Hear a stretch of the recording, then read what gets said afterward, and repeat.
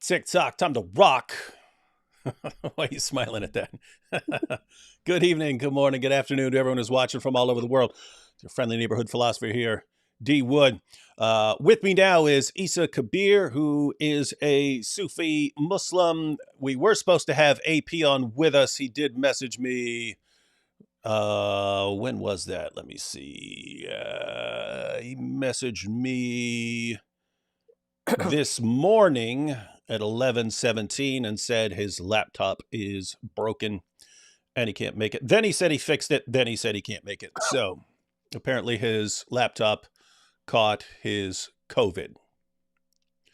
That's what AP wants us to believe. But in reality, he probably knew that I was going to give him the opportunity to apologize to all Sufis for calling them goofy Sufis.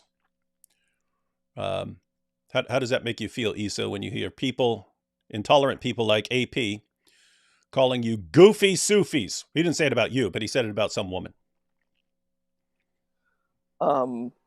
I, shucks, I love to be a goofy Sufi. No one's going to understand that because no one remembers Goofy. You and me are the only ones here who remember who Goofy is.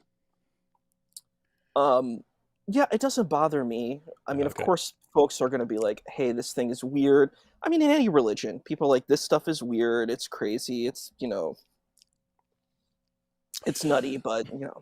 Yeah, and I'm wondering because he said it about we were watching her video, and it's basically a woman who said she had converted to Islam after reading a book on Sufism, so she became a Muslim, and then she was saying she's going to have to pull off social media because of the number of Muslims who were sending her messages Oh, about I saw that video. about wanting to get with her and so on. And it's just that is an ongoing thing. And so anyway, AP referred to her as a goofy Sufi. And so I don't know if he thinks of all Sufis as goofy Sufis or if he was just thinking her, because the parallel in my mind now that as I'm saying it, there are lots of people who, there are lots of Muslims where if I quote the hadith to them, they'll go, no, I only believe that's not in the Quran. I only believe in the Quran.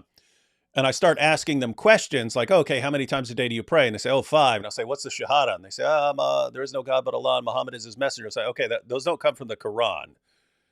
So it doesn't sound like you're really a Quran only Muslim. It sounds like you're using that as an excuse. So I think of them as like in a different category from actual Quran only, but there are actual Muslims who are Quran only Muslims who have a position a well thought out position that is, hey, that's the revelation, that's the speech of Allah. Muhammad is the guy who delivered it. I don't have to build my life around Muhammad when I have this. And so it's kind of like there's a distinction in my mind between real Quran only Muslims and like pretend Quran only Muslims. And I was wondering, I wanted to ask AP, like, does he think all Sufis are goofy, or is it just like this girl who's like, oh, I'm a Sufi now, hee hee, that sort of thing. So she did say she was a Sufi. I missed that in the video I watched. I didn't see that because I missed that part of the video, so I watched it myself. And I saw the creepy, oh my gosh, creepy dudes. Like, it's terrible. I'm like, just chill. And then, I'm going to tell you a funny story about my life. I was in college. I was doing one of my college programs, and these two young ladies wanted to go to a Salafi mosque. So they needed a man to come, and I guess I was the chaperone that was coming to help support this situation. And I was like, okay, fine, I'll do it. And it was a Salafi mosque. It was masjid. It was really, really intense because it was extremely segregated. So women were in one spot, men were in another spot. I did 2 debates in a Salafi mosque once, and that's how it was. They actually had different sections, and yeah, we had to walk through different entrances. Like women had to walk in through a different door as the men. So yeah. Anyway, point was, I understand. And I think it's really important. One thing that's very important in any spirituality is to have accountability. I think men need to have a lot more accountability in these spaces. I'm like, look, you see a pretty lady, you can control yourself. You know what I mean? And it's like really unfortunate that we don't see that. Like, some guys are like, no, they must be hidden. They must wear a hijab. They must wear a niqab. They must do all of this. And I'm like, maybe you need to work on yourself before you tell these women what they need to do. You need to work on your own, issues, if you don't have self-control. And then I see this weird thing, like what happened with that woman. It's not isolated. It happens all the time. And I think it's with men who are extremely repressed and don't know how to communicate with women.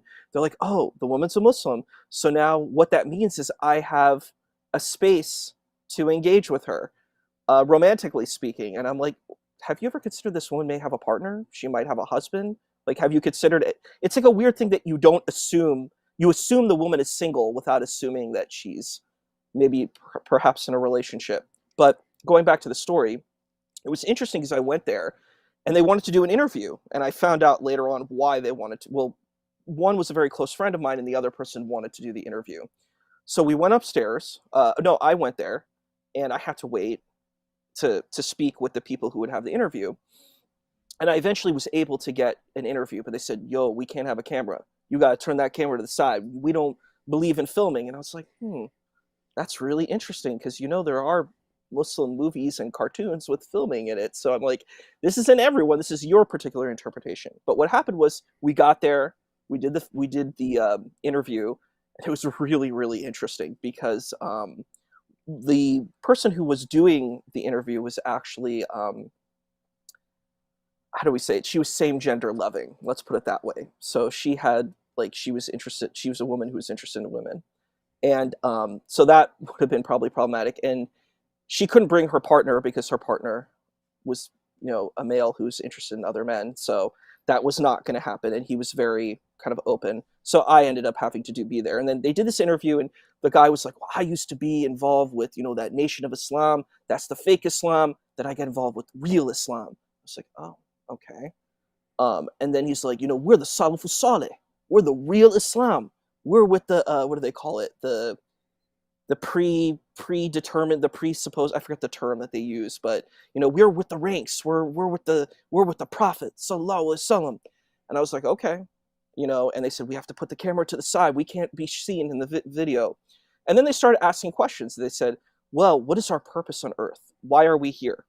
So the first one was like, I'm not answering this question. So she just kept writing. And the second one gave this really beautiful answer where she was like, well, we're here to be good people. We're here to do, the right thing and be the best person we can be. It was just a very beautiful thing. And she was actually a Sufi herself.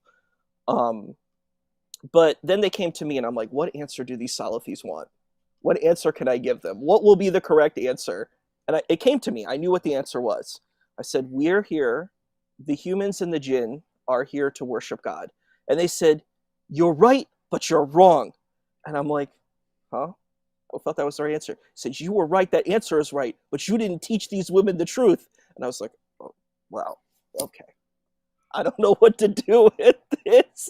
But it was a really intense experience. But going back onto it, right at the end, I saw these guys eyeing up the women. I was like, oh God, this is so gross. Like I felt dirty watching it, these guys. And they're like, I was like, they kind of basically asked if they were married. And I was like, oh my gosh, they believe in polygamy. Because in, the Salafis in the area I'm from believe in polygamy. They believe they can marry multiple women. Yeah, and they do. No question. I know a woman who who converted to Islam and became the second bride of a Muslim living here. I mean, she was in Michigan. Later she left Islam and so on, and left that guy. But yeah, so polygamy is officially illegal, but they do their marriages. They do their marriages at the mosque, and it's all fine. And the legal way that they do it, from what I've seen, is you can have infinite girlfriends. So basically, these are all girlfriends, but then you get married and you get the nikah in the masjid. And I was like, wow, this is, I don't know. To a degree, I'm like, when I think about polygamy, I've never really met a woman in my life who believes in polygamy. What I have met is that there are women who love a man and they're willing to concede polygamy. It's a very different space. It's not that they actually want the polygamy, but they want the man. So they'll take the polygamy to have the man. But I don't think I've ever met a woman who wants it. Yeah, and that comes up. Did you see that it was Ali Dawa's show. What does he call it? The Bitter Truth or something like that. But Ali Dawa, it was Ali Dawa, Muhammad Hijab, and another guy, and I think 2 other guys. I think it was 4 guys and 4 Muslim women, and they were breaking it down to the Muslim women that the reason men are getting secret second wives, secret third wives, secret fourth wives is because these Muslim women have been westernized, and now they think it's wrong for their guys to marry multiple women. And so the men are basically blaming the women. It's your fault. Not that we're polygamous. We want to be polygamous. In matter of fact, Ali Dawa just said, hey, you can ask us, do we love our wives? Of course. Do we want more wives? Yes, we do. And so they're breaking it down, but they're putting the blame on the women, that you women, because you're going to complain and harass us if we get second wives, you're the reason that Muslim men get secret second wives and don't tell their first wives. So that's on you.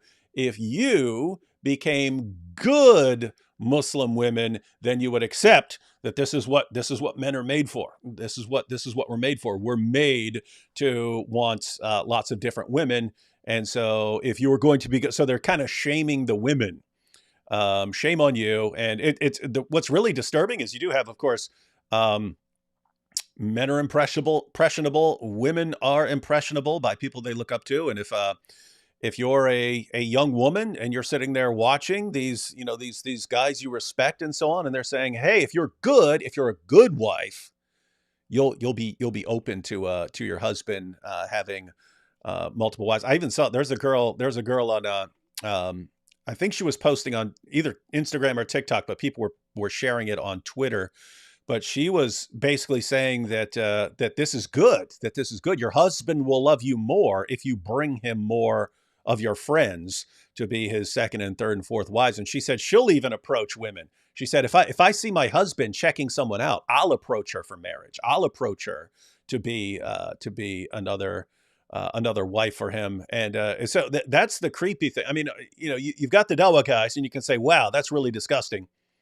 But what's even worse is that there will be lots of women who buy into this and say, oh, wow, well, I do want to be a good Muslim wife. Well, I don't want to be brainwashed by the West. I do want to, okay, well, I need to accept it then. And I need to let my husband know that it's fine. So that you'll have these Muslim women going to their husband saying, oh, okay, well, if you want a second, third, fourth wife, I just want you to know that's fine. That's fine with me. And pretty rough. In my family, it would be a huge shame if someone ever did that, like do polygamy and stuff.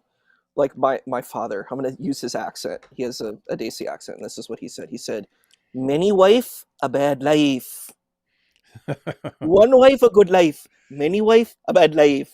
That's what he would tell me. And he's like, this practice is a very bad practice. And everyone in my family, my father's family, would never do that, ever. That even the idea of going around and doing that, it was very shameful. It was a very shameful thing to do. You don't have to go into detail if you don't want, but what is your like family background like? Sure. So this is a very interesting question. So my father's family is South Asian and Egyptian and Iraqi. So I come from this great Sufi saint. His name's Sayyid Ahmed Rifai, and he has a masjid in Egypt. Who's run by people who would be like extended parts of my family, I guess. And then my mother's family's Jewish. Oh, wow. Nice.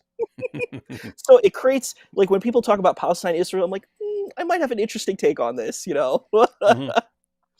And just so everyone knows, that is acceptable according to the Quran. It's acceptable for a Muslim man to marry a Jewish or Christian woman. That's right. Yeah, but go ahead on all that. Which is funny. So in the Muslim community, I'm Muslim. In the Jewish community, I'm Jewish. That's funny.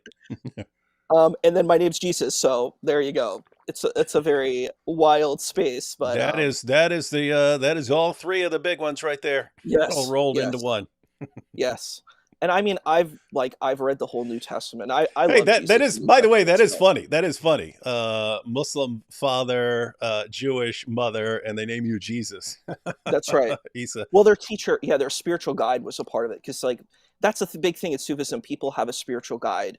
that they follow like a mentor or a person who, like, this is the way that I would view Sufism to help people understand. It's very much like Jedi religion. You see a lot of that, like Buddhism, Sufism, and even like Christianity has the same thing, because Jesus is, for a lot of people, would be like the ultimate Sufi. He's the big spiritual master that teaches the students with esoteric knowledge, with esoteric wisdom. And yeah, like it's so, like, when I read like anything in the New Testament, I'm like, oh, I jive with this, I jam with this. You know what I mean? Like all of these kind of mystical teachings that put you at a higher level of thinking. It's not just like intellect; it's like wisdom. So I dig it. Yeah, no, it's going to be cool because I mean, I've been studying Islam on and off for a long time. It's almost always been straightforward Sunni Islam. And then occasionally, if I'm interacting with a Shia Muslim, I'll have to look up some things, from Al Kafi or something like that. But I'm trying to think. I can't say I know more about Sufi Islam. I can't say I know more than what I learned in a college class 20 some years ago, where it was just, okay, you've got this, and then you've got the mystics. And that's pretty much Right. all I've ever, because I tend to respond to people who are attacking me. You know what I mean? Like someone comes in blasting, and that's, oh, okay, well, let me look up what you believe so we can have a conversation. And just in my life, Sufis haven't historically been attacking me and so on. So yeah, we'll have some questions. If anyone has any questions for Isa about Sufism or anything else we're talking about, you can post those. Let's check out a couple comments real quick. Here you have this guy, I'm assuming he's Sunni. He says, Shia and Sufi are not Muslims. Stop tarnish our image. These people are not available. So I'm going to engage this. You're not available. So first and foremost, Sufism is traditional. There are a lot of Sufis who are that goes way back, like to like before we have records of what was going on in the Ummah. Sufi goes back as far as we can test it, right? Exactly. It's actually much more authentic than Salafi. But I will be fair and I'll be accountable that a lot of Sunnis were Sufi. They were both. They had both identities. So you had like Salahuddin, who was in the Crusades, right? He was a Sufi. He followed Sheikh Abdul Qadir Jilani, who was a great sheikh, and they were Sunnis and Sufis. So they had both identities. You know what I mean? So they had the mystic identity and they had the Ahlul Sunnah wal Jama'ah identity. And then you have people like Pir Vilayat Khan, who has a kind of a Sufi movement where, it's focused on practice, like doing zikr. Zikr is remembrance, and, having like community together. And so it's a spectrum. Sufism's a spectrum, You have Orthodox Sunni Sufis, and then you have people who are very like mystically oriented, people who might be like whirling dervishes who do, spinning, and some of them are Orthodox Sunnis too, but there's it's a spectrum. Yeah, so that would be one of the questions I have as far as Sure. Sources that you would use. So I know there are books that are come from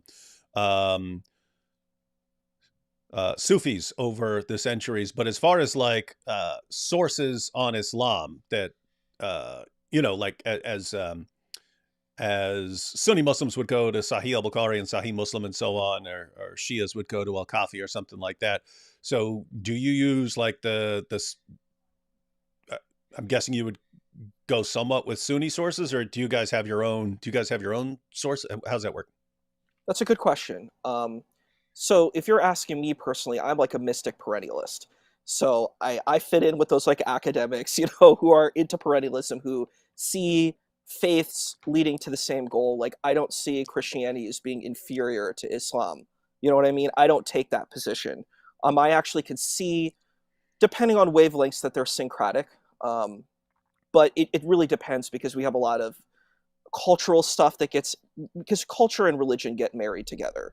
When a lot of people say, well, look at the Crusades, these were horrible Christian things. I said, if you want to argue them that, it's political Christianity, it's not spiritual Christianity. So these people were people who happened to follow Christianity, but I don't believe they were following Christ or anything that has to do with Christ, or even Apostle Paul or Saint Paul. Like I don't think these are interconnected. So going to the sources, I think when we look at this, a lot of the mystics, and it's actually I would say all Shias are Sufi, but not all Sufis are Shia. So Sufi mysticism fits into Wait, Shia. repeat that. Sure, all Shias are Sufi, but All not all Shias, Sufi. hmm all Are Shias are Sufi, Sufi. Uh-huh. yes, but not all Sufis are Shia. So you're talking German Shepherd 12. dog, yeah. I'm talking. You're talking like Twelvers, Ismailis. You would Ismailis, put them. yeah. I I could. would say they I could definitely see it with the Ismailis. They're. Ismailis are Yeah. totally that. The thing is, when I mean by Sufi, like if we're just defining Sufi, it's this idea of having spiritual guides that teach you, that have a connection to the Prophet of Islam. That using that definition, that would fit. But if we're just talking about pure mysticism, Ismailis would be perfectly there. Ahmadiyya fit in. Particularly like Lahori Ahmadiyya, they see Mirza Ghulam Ahmad as a Sufi sheikh. You know what I mean? Um, but it's interesting because people who do this kind of takfir type of thing, they don't understand how dangerous their position is, because it's easy for their own position to crumble. You fairly held Daniel's feet to the fire when he did tahrif, where he was like, well, the gospels are bad and the Torah is corrupted. I'm like, but you're a literalist, boss. You have to believe that these texts are true. A mystic doesn't have the same problem. A mystic could say, yeah, they're true. I may not understand what these texts mean, but the Torah and the Injil are true. The Gospels are true. There's some mystical understanding I don't know, but they're true. Because if you're taking that literalistic approach, that's what it says. That's a part of the creed. You have to believe in the books. You can't say the book is hidden in the heaven, but the Quran is perfectly preserved, but God doesn't perfectly preserve the Torah and the Gospels. That makes no sense. Yeah, I've That's thought about. illogical. That's something I've had to think about, because I mean, it seems as clear as day to me. It seems as clear as anything in the Quran that the Quran is affirming not just the initial inspiration of the previous scriptures, but that those scriptures are still authoritative for Yes. the groups that they were given to. It seems so Yes. clear. Like, I wonder how you can even doubt it, apart from being told by Dawa guys all your life that the other scriptures have been corrupted, and that's why Allah had to give the Quran, because everyone had corrupted all the other revelations. When it's just, I mean, I've got the passages I normally go to, but saying that Jews have to judge by the Torah, that Christians have to judge by the gospel. Surah 5 verse 68 saying that Jews and Christians have no ground to stand upon unless we stand upon the Torah and the gospel, and just constantly telling us, hey guys, you're just picking and choosing in your scriptures. You have to follow all of it. And then, so anyway, I have those scriptures, those passages of the Quran that I go to, but then You're there's right. just, again, it's like the tip of the iceberg. Like in Surah 2, over and over again, Allah says, hey, the reason you're supposed to listen to Muhammad is he's affirming the scriptures that you have. So, hey, if he's affirming the scriptures you have, why are you making fun of him when he's affirming your scriptures? Which doesn't make any sense according to the Dawa guys, if our scripture has been corrupted. If that's what the Quran is actually saying, if he's just going if he's saying in a really weird way that our scriptures have been corrupted, it doesn't make any sense. Believe in me because I'm saying your scriptures have been corrupted. That's weird stuff. But I saw your conversation with Sheikh Uthman, who's actually a South Asian, right? I saw your conversation with him because I saw it on his channel, and they zoom everything, they skip everything you say, and then they basically show him saying, well, did you read this other passage? And I'm like, look, the Christian was owned. And I'm like, what is this? And he actually, he did one thing where he actually has a flaw in his logic. You quoted Abdullah Yusuf Ali. Abdullah Yusuf Ali was an Ismaili, I think. He was a Shia, but he became a Sunni. So I'm like, he's actually wrong. Sheikh Uthman is wrong about that point. He is a Sunni source, so, the one who translated the Quran. So I'm like, it's weird.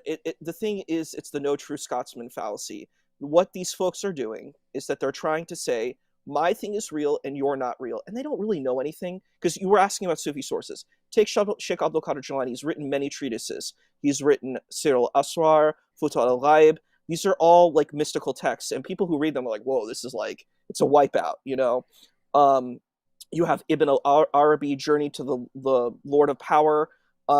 You also have Rumi. A lot of people in America love Rumi. They love Hafiz. They love all these poets, Kabir. They love all of these poets because it resonates with them, because it speaks to a higher level, just like how Jesus talks in the Gospels. It speaks to a higher level of the spiritual level of humanity. Especially like one of my favorite parts that we see like in the Gospels is where I think Jesus fairly challenges the people who accuse him and say, well, there's these people who, what about adultery? What should we do? And and then they bring the woman. I'm like, who's committing adultery with this woman, by the way? Like, that's not thought about. He's like, he who has no sin cast the first stone. It's so beyond. It's a wisdom level, because people are like, I believe in law, and I'm like, well, there's a higher level than law. It's wisdom, applying the knowledge. There's a Sufi mystic named Ibn al-Arabi, and he said an al-haq, which means I am the truth. What did they do to him? They killed him. Like you said, they probably would want to kill me too. That's fine. I think these people are limited. Anyone who wants to kill me or kill you, they're limited. And it's so funny. You're a satirist. Like, you're Islamicized me. I've watched your stuff. Your boom boom room. It's satirism. Mm-hmm. And if you don't like it, you can write an op-ed.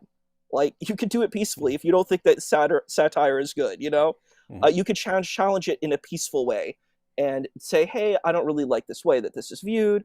But you can converse with it instead of getting angry and reactionary. But people who are angry and reactionary are infantile. These are people who are coming from an infantile point of view, and I guess they just haven't developed. I pity these people. So, and it's interesting, going back to what I was mentioning before, because this ties into what you're talking about right now. You've got like the Salafi types and so on, and they would go to a text and be very literal about certain things. But then what do you do when you get to texts that are affirming the Christian scriptures? Well, it doesn't tie together, because you've interpreted this in this way. You've interpreted this in this way. You've interpreted this in this way. And all the interpretations you come up with sort of rule out the straightforward interpretation of this other thing. And so you have to say that over there doesn't mean what it says. All these things, yes. All these things mean what they say. And this doesn't mean what it says. But, I want to engage at one point that you said. I think it's a really valid point. And this is a flaw that they face with, too, because there's a thing that a lot of Salafis do, which is anthropomorphism. So they accuse Christians and say, well, Christians, you're tritheists. You believe there's literally a Father, a literal Son, and a literal Holy Ghost. What nonsense is this? Well, I'm like, well, you say that God has a chair. You said God has a throne. God has eyes. God has a hand, a yad, a kursi. I'm like, if you're going to do that, and you're saying, hey, Christians are anthropomorphizing God by saying God is, the Father, Son, and the Holy Spirit, then you are a hypocrite, because you fall into the same pathway. You do the same thing too. And they do that, and they get in trouble, because and you could say, well, that's a heresy in and of itself. But if you want to take that literalistic path, you have to do that. Yeah. Sorry, I didn't mean to interrupt. That's just yeah. The only the point I was trying to make was that I have to think, because people always ask me, they would say, David, if you were to convert to Islam, what version of Islam would it be? And most of the time, so for many years, I would say like, Sunni, maybe like specifically like Salafi type. But I had to think over time that that's mainly because those are the guys I'm interacting with. Those are the guys whose sources I'm reading. And so those are the guys I'm most familiar with. I'm not familiar with anything with most of the other stuff. But so they would ask, David, would you be a jihadi if you converted to Islam? Things like that. But one of the things that I've been thinking about is if for some reason I were to become a Muslim, what would I do with this issue of like the Quran affirming the other scriptures that seem to contradict the Quran? What would I do with that? Because I'm aware of what the Quran says. I haven't been trained all my life by Dawah guys to just completely ignore all of these passages in the Quran. So what would I do there?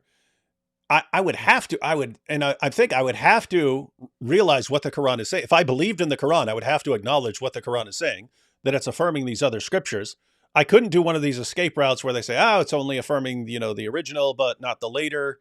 I couldn't go through one of those escape routes. So I was thinking, what would I have to do? I would have to say maybe that Jews and Christians are misinterpreting some things, but their scriptures are good. Maybe they're misinterpreting some things, so you could go in that direction.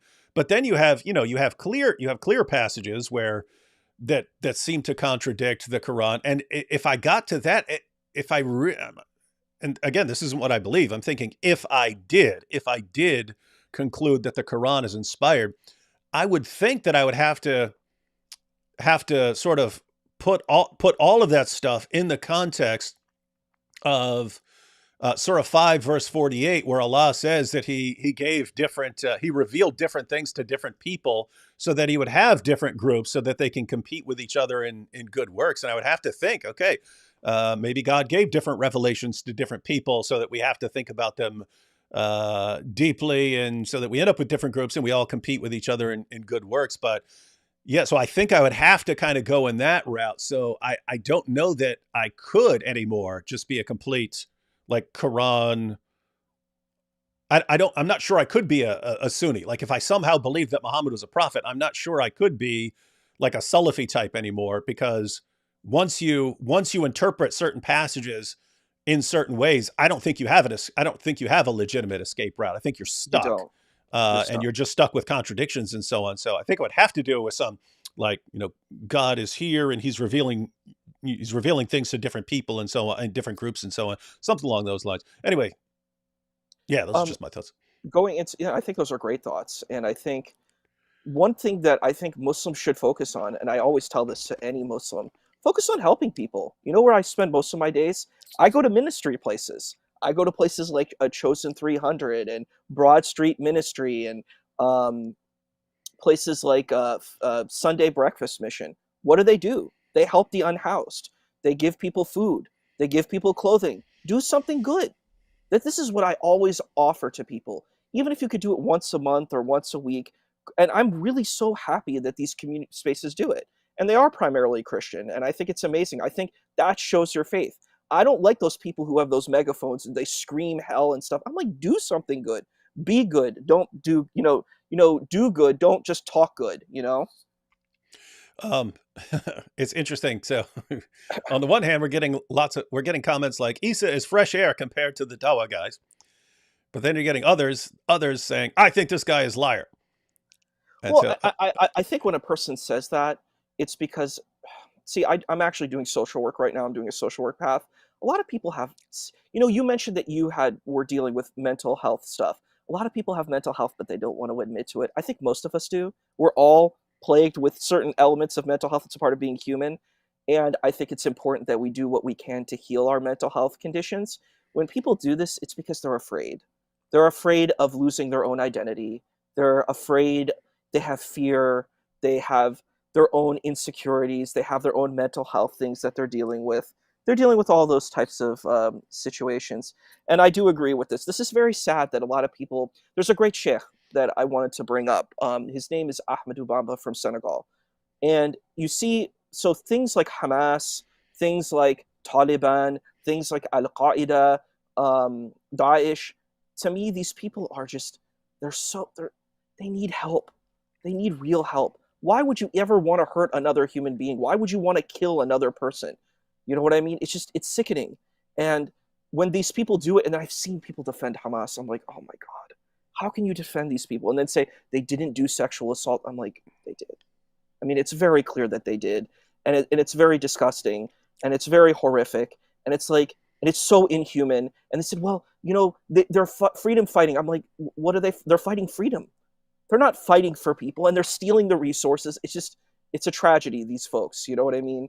That people would even want to have anything to do with these people. But Sheikh Ahmadou Bamba, the reason why I brought him up, is he never fought.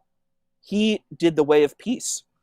So what he did was the French colonists came into Senegal, and he never used a sword. He used a pen, and he wrote these spiritual odes. They're called qasida. So he wrote these spiritual songs about his connection with God and his connection with those with like the prophets and all this kind of stuff, and he's written many, many texts. And what he did was they put him on house arrest, they put him on exile, but he never hurt anyone. He never did any physical fighting. And there was actually another movement. There's a great book by Sheikh Anta Babu that you should read. It's called The Greater Jihad. It lets you know a lot about this teacher from Senegal. But he was completely peaceful, and he won. People who use violence, they lose. You think any of these people are going to be written down in history as good human beings? They're villains. Just like the people in the Russian Revolution, all these people that they do these revolutions, and they use violence and they kill innocent people, they're villains. That's This is something. not what noble people do. That's something Sorry. I've been thinking about just in terms of um,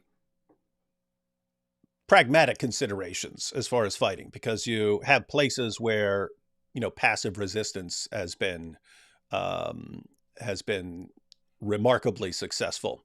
And so if you look like in the 1960s, the civil rights movement here in the U.S., I mean, so you had the Martin Luther King approach, you had the Malcolm X approach, and both of those you could justify. You could justify the more aggressive, more violent approach and say, look, these we got guys who are coming and just beating us up and throwing us in jail over nothing.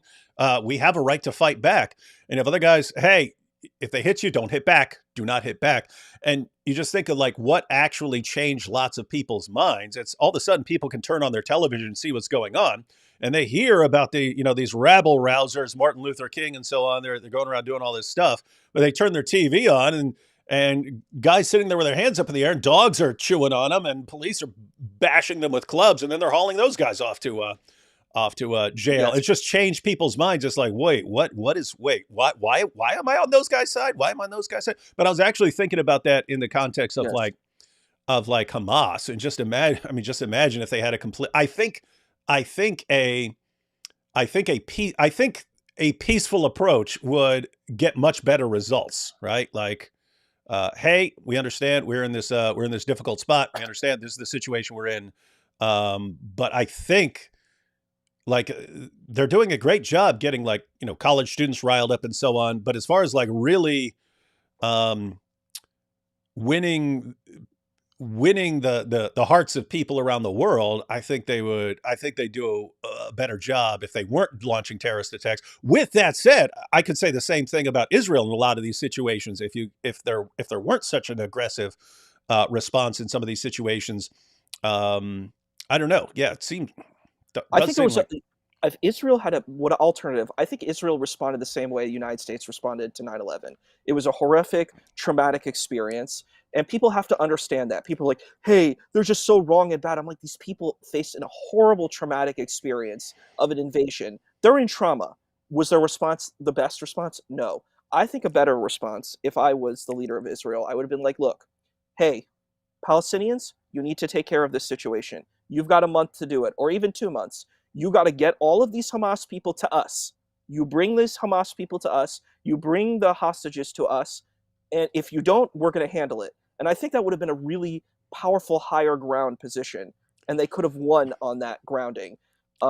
So that's yeah, what I so think. something like that. Because I mean, notice, I mean, I think it's entirely justifiable to say these guys just did this terrorist attack. I'm going after them. And I'm not going to stop until I get all of them. I'm not going to ever allow these guys to be in a position to do that sort of thing again. So I think it's justified doing it, but is it the best, smartest thing you could do? Now, keep in mind, I don't run a state. You don't run a state. Sure. We don't have all the Correct. information to go on and so Correct. on. But yes, something like that, where okay, I'm giving you guys an opportunity to deal with this situation. If you don't, do not complain later when I deal with it. So look, you can deal with it. You can deal with it, or I can deal with it. If you deal with it, then I won't have to deal with it. But you're not going to like the way I deal with it. So fix that. That would And have so, worked. That would have yeah. worked. I think that would have been successful. I want to engage what this person said. So Oh, this guy, this I can person, read it too. I did read what they were saying. I think this person should use Grammarly before they put it in. I understand that English is not your first language, but it might be helpful in general. If English is not your first language, use a type of software to help your plurals and stuff like that. I taught English, so as a special ed teacher, so I'm like that might help you. Just Is this saying. true? Are you guys connected to black magic? So this thing is this is conspiracy theory, obviously. The person says they're connected to women. This person doesn't know anything about Sufism at all. Tasawwuf does have classical roots within the classical. So the thing is, take someone like Ibn Taymiyyah. Ibn Taymiyyah was a Sufi, and they don't want to talk about that. He was a Qadiri Sufi from the Abdul Qadir Jilani school. They like him because he takes certain positions that hang on, this is weird, because Ibn Taymiyyah, that's like considered the granddaddy of I know. Salafis. Like And Salafis so, love that guy. yes, So how's that work? yes. So this is a part of the branch of like Orthodox Sunni Sufi. So these are the more conservative, on the spectrum. You know what I mean? So he was a part of the Qadari Tariqa, and he had conservative views. But believe me, if Ibn Taymiyyah was here and he saw the Salafis, he would be like horrified and probably ashamed that these people are using his name. It's the same way that I think the Apostle Paul gets used to kill Jews. Like, I mean, if Apostle Paul saw what you know certain Christians did to Jewish people, it'd be like, no, that's not what I was saying, and you totally didn't get what I was saying. I said it's neither Jew or Gentile, and you took it to a different level. Um, but I think he makes the point that Muslims pray near women. I said, what, are you so scared of women? Is this something like, this is a very misogynistic take that people are really terrified of women. I'm like, what, you're going to look at the woman's goody bits? I'm like, you don't have any self-control? I mean, it says a lot about the person. It doesn't say a lot about me, you know? The other thing, it says black magic. Okay. Well, does this person even know magic? Is this a student of magic? Did he study all the levels of magic to make these claims? Probably not. What it is just a deflection. The Quran Do mentions you guys certain do kind of magic. do you guys do magic? What he's probably referring to is there's things that certain Sufis can do that could be called magic. It's the same thing as Kabbalah. Tasawwuf and Kabbalah are pretty much the same kind of thing. So some Sufis use the power of the names of God.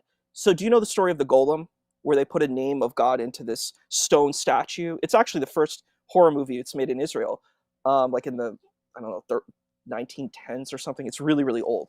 It's a silent film. But the golem it's a part of Jewish mythology, and basically what the person did is he used the name of God to summon this golem, and the golem, kind of went. It's like a rock creature, and it kind of went on, like a rampage. But the thing is, some Sufis deal in the names of God, and these names of God have power. So like gematria, like that you see that these Arabic has like numerology and stuff in it. So the idea is that there is some kind of mystical incantations that may be used. Just being honest, but it's within the framework of Islam and the Quran and stuff like that. This person's just afraid. The black magic that's mentioned in the Quran is actually one particular kind of magic, which is blowing into knots, where people blew into knots, and then they kind of like a misunderstanding of voodoo, where they would take the kind of this thread and they would blow into it, and then they would like put it into water, and they would cast spells on people. But that was the particular magic that's addressed to there. But these people are talking about magic. They don't know anything about magic. You know what I mean? Maybe they should go study Wicca. What's the other thing? Makes you not a Muslim, and a little wicked like you makes our religion seem bad. I mean, Yeah, what is and your this guy, by the religion? way, that this guy keeps I don't think he likes Sufis very much, because he keeps posting, and then he says the true Islam is Sunni. Others are fire worshippers. So now you have another accusation that you're worshiping So, fire. first of all, this categorization of Sunni didn't always exist. This person probably doesn't know history either. There was the Mutazilite movement, which was an ultra rationalistic movement. So Islam has had that, which is funny. I don't know. I think you did a video on like the golden age of Islam, which is, it's debatable. It's a debatable thing. I think all our histories are more. We like to paint our whitewash our histories and don't look at the complexities. Like, for example, people are like, oh, the dhimmi class, like it's this beautiful thing, and I'm like, yeah, it's problematic. It's still second class citizenship. It's Mhm. not perfect. But was it better than other empires? Yeah, but it's still not good. It's not good for our. We should never make anyone second class. We're humans. So that's. But I understand it contextually in that time. It's the same way we would look at the Tanakh. There are things that are complex in the Tanakh, and um, so Um, yeah, I would like to. I'd like you to, because I still don't know, like, sure. what a Sufi would actually do that would be different. But before let's go through some comments, and I'd like to ask you about that. The Dawa guys. Sounds like you're not a big fan of the Dawa guys. No, This one just asked, is Daniel Hakikachu on Epstein's list?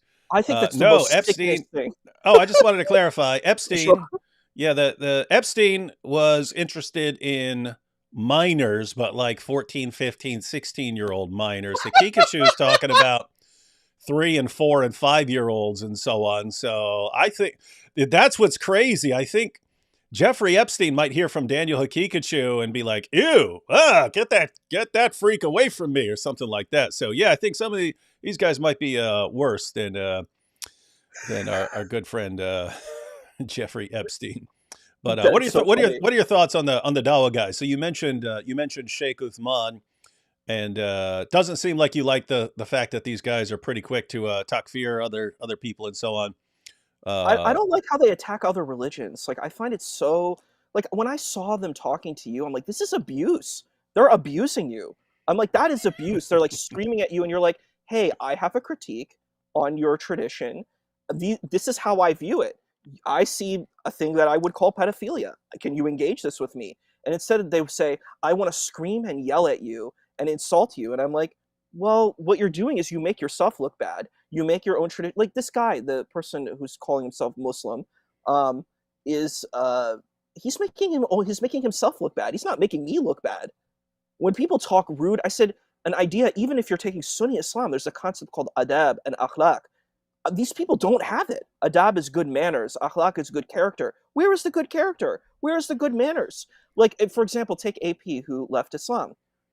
What is the best approach? Do you scream and yell at him and say he's not a real Muslim? He doesn't know Arabic. He doesn't know Quran. I'm like, most Muslims don't know Quran. They don't know what it means. But do you say, "Oh man, why did he leave? What did we do wrong? What did we do wrong? We have to fix ourselves. He left because of us. We didn't do the right thing. We didn't help him. We didn't create the best community for him." They didn't say we're going to take accountability. No, let's blame him. Let's blame Vidu Viz. Let's blame all the people who say I'm not into Islam. You know what I mean? Friendly. What was the?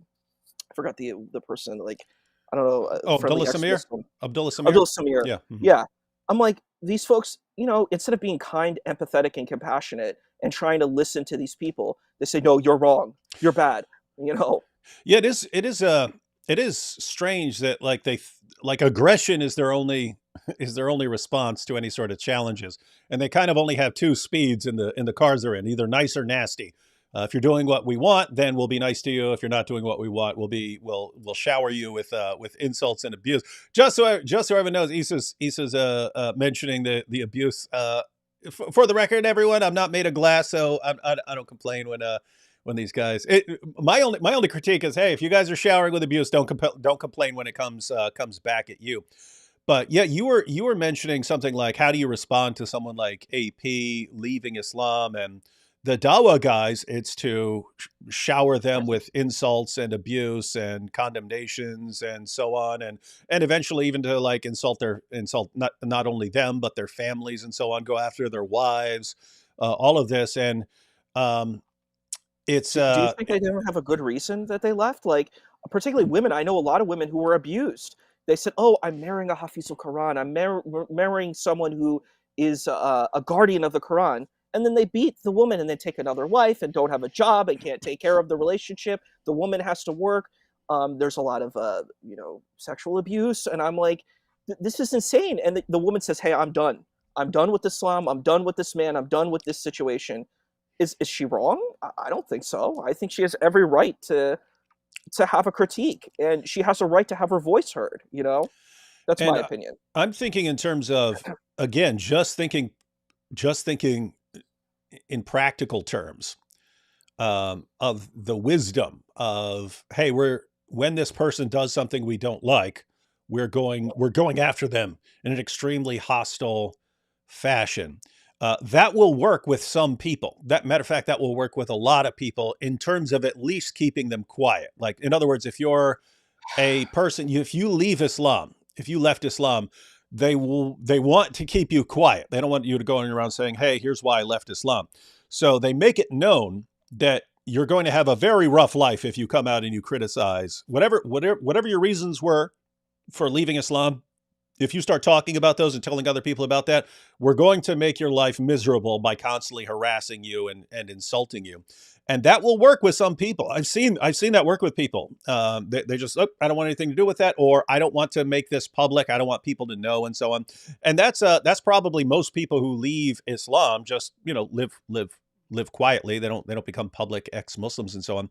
The problem is that the insults can have the opposite impact on certain people. Like, it makes them more aggressive in response, right? So in other words, it's, hey, you know, I'm an ex-Muslim and here are my reasons for leaving Islam. And they come with the insults and attacks, and that makes the person more aggressive in responding to Islam. And I'm saying this because, I'm not an ex-Muslim, but that has happened to me over the years. When I started debating Muslims, I would bring up the, you know, sensitive issues like, you know, Muhammad and Aisha, things like that. I would bring them up, but I would be as respectful as I possibly could when discussing those kinds of things. And you can even go back, like when I wrote an article on Muhammad and Aisha many years ago, I pointed out, hey, guys, you're not adding anything to the discussion by calling Muhammad a pedophile, by name calling. People are just going to turn their brains off when they hear that, and they're not going to listen to you, and so on. So share the information, share the sources. You don't add anything by the name calling. So that's how I was back then. In fact, I mean, I have this is when they were discussing like the Muslim bans in immigration. It was actually like people from certain countries wouldn't be allowed to come to the U.S. for a certain time. When that was all being discussed, I was at a Christian conference, and I don't think I've ever shared the video footage. But so I was at a Christian conference, and it was Christian scholars who were addressing certain issues within Islam. But during the Q&A periods, people would be raising their hands with questions, and some of them were just like basic apologetics questions.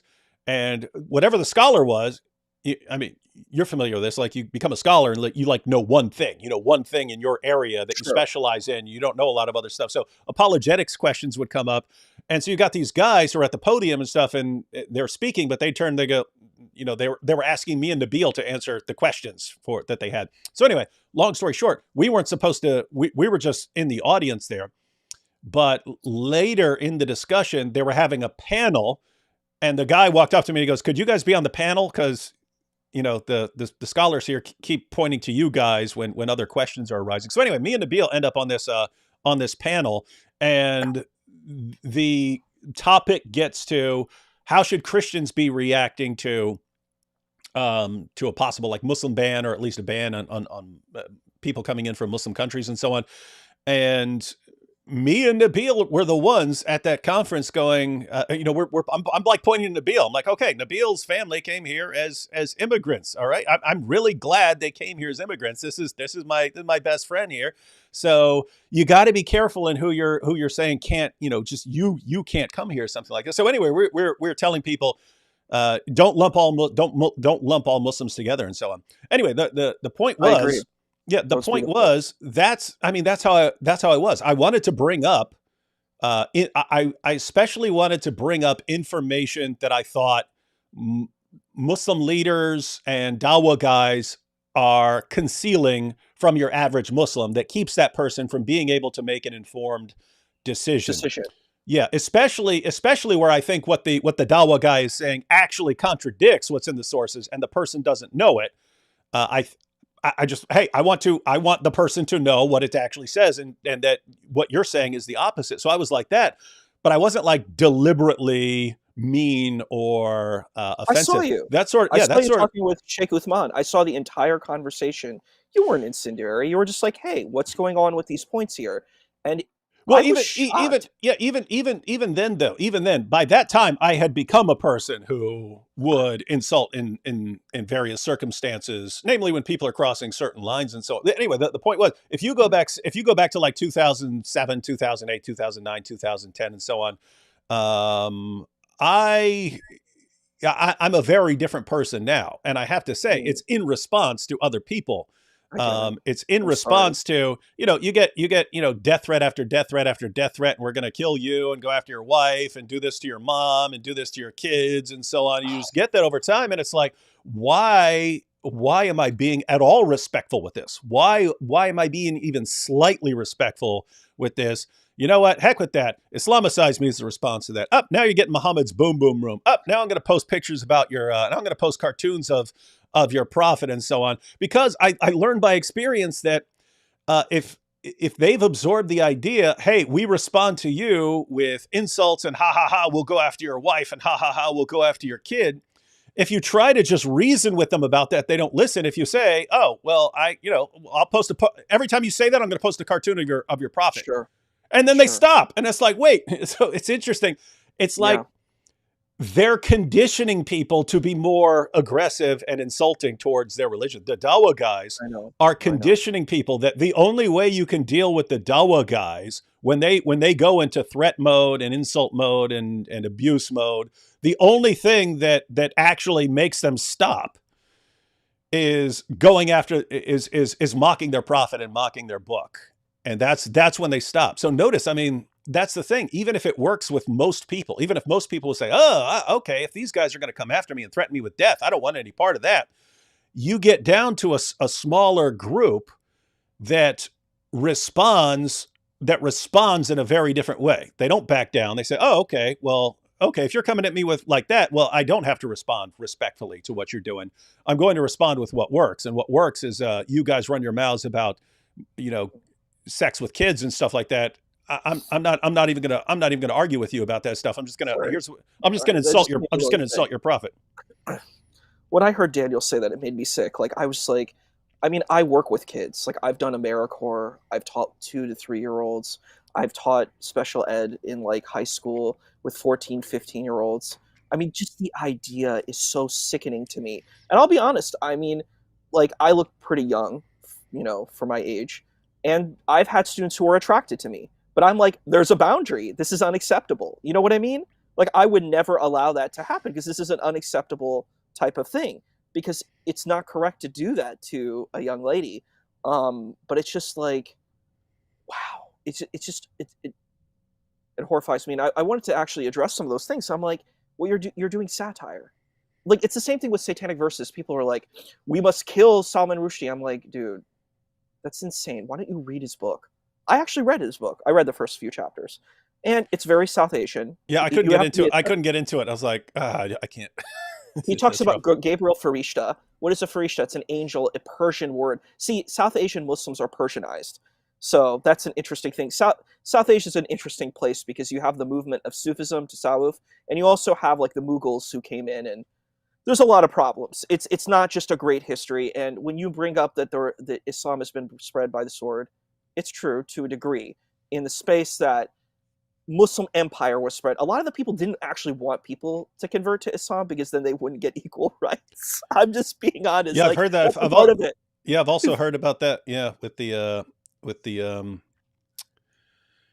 like the jizya and so on. There've been people down they over want the people centuries to be under jizya because it's not just paying money. It's that you have to wear, like, the Jews had to wear blue caps and wear different kind of clothing. And I'm like, this is so sad. And the Sufis never did that. The Sufi mystics who were spreading Islam, that actually was a lot more successful, like in West Africa. Like, if you read Roots, Kunta Kinte, what happened was the Sufis came through his area and they prayed for rain and the rain came. Whether you believe that happened or not, it doesn't really matter. But that's what happened. That's why the people became Sufi. They didn't become Sufi because someone took a sword to them and said, hey, you'll get equal rights. If like, the Asia Bibi case is one of the most horrendous. And this is actually something I think is important to think about. People critique Israel, but they don't critique Pakistan. I'm like, what happens in Pakistan? What happens to people who are Ahmadiyya? What happens to Ismailis? What happens to Christians? I'm like, I don't think Pakistan should be canceled. I want Pakistan to be better. I want Pakistan to be a country that supports and helps the people there. You know what I mean? And that's what I want for Pakistan. And I think if Israel does things that are not right, I want Israel to be a better country. That's what I want. I don't want Pakistan to be erased. I don't want Israel to be erased. But it's a weird thing where people are like, well, Israel should be erased, but Pakistan should be fine. And I'm like, that's not fair. That's not just. You need to be just. And I feel that there's potential. There's so many good people in Pakistan.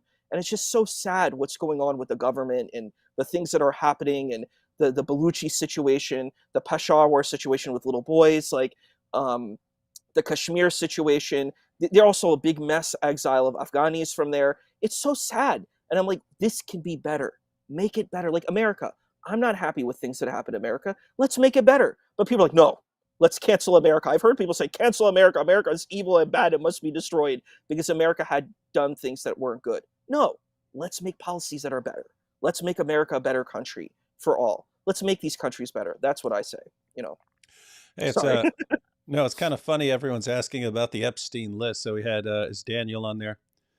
And we have is Muhammad Hijab on there?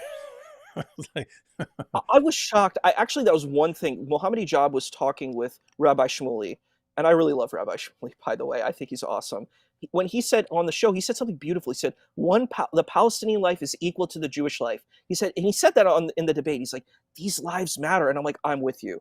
I didn't really like the Dresden comment, but I loved that comment about.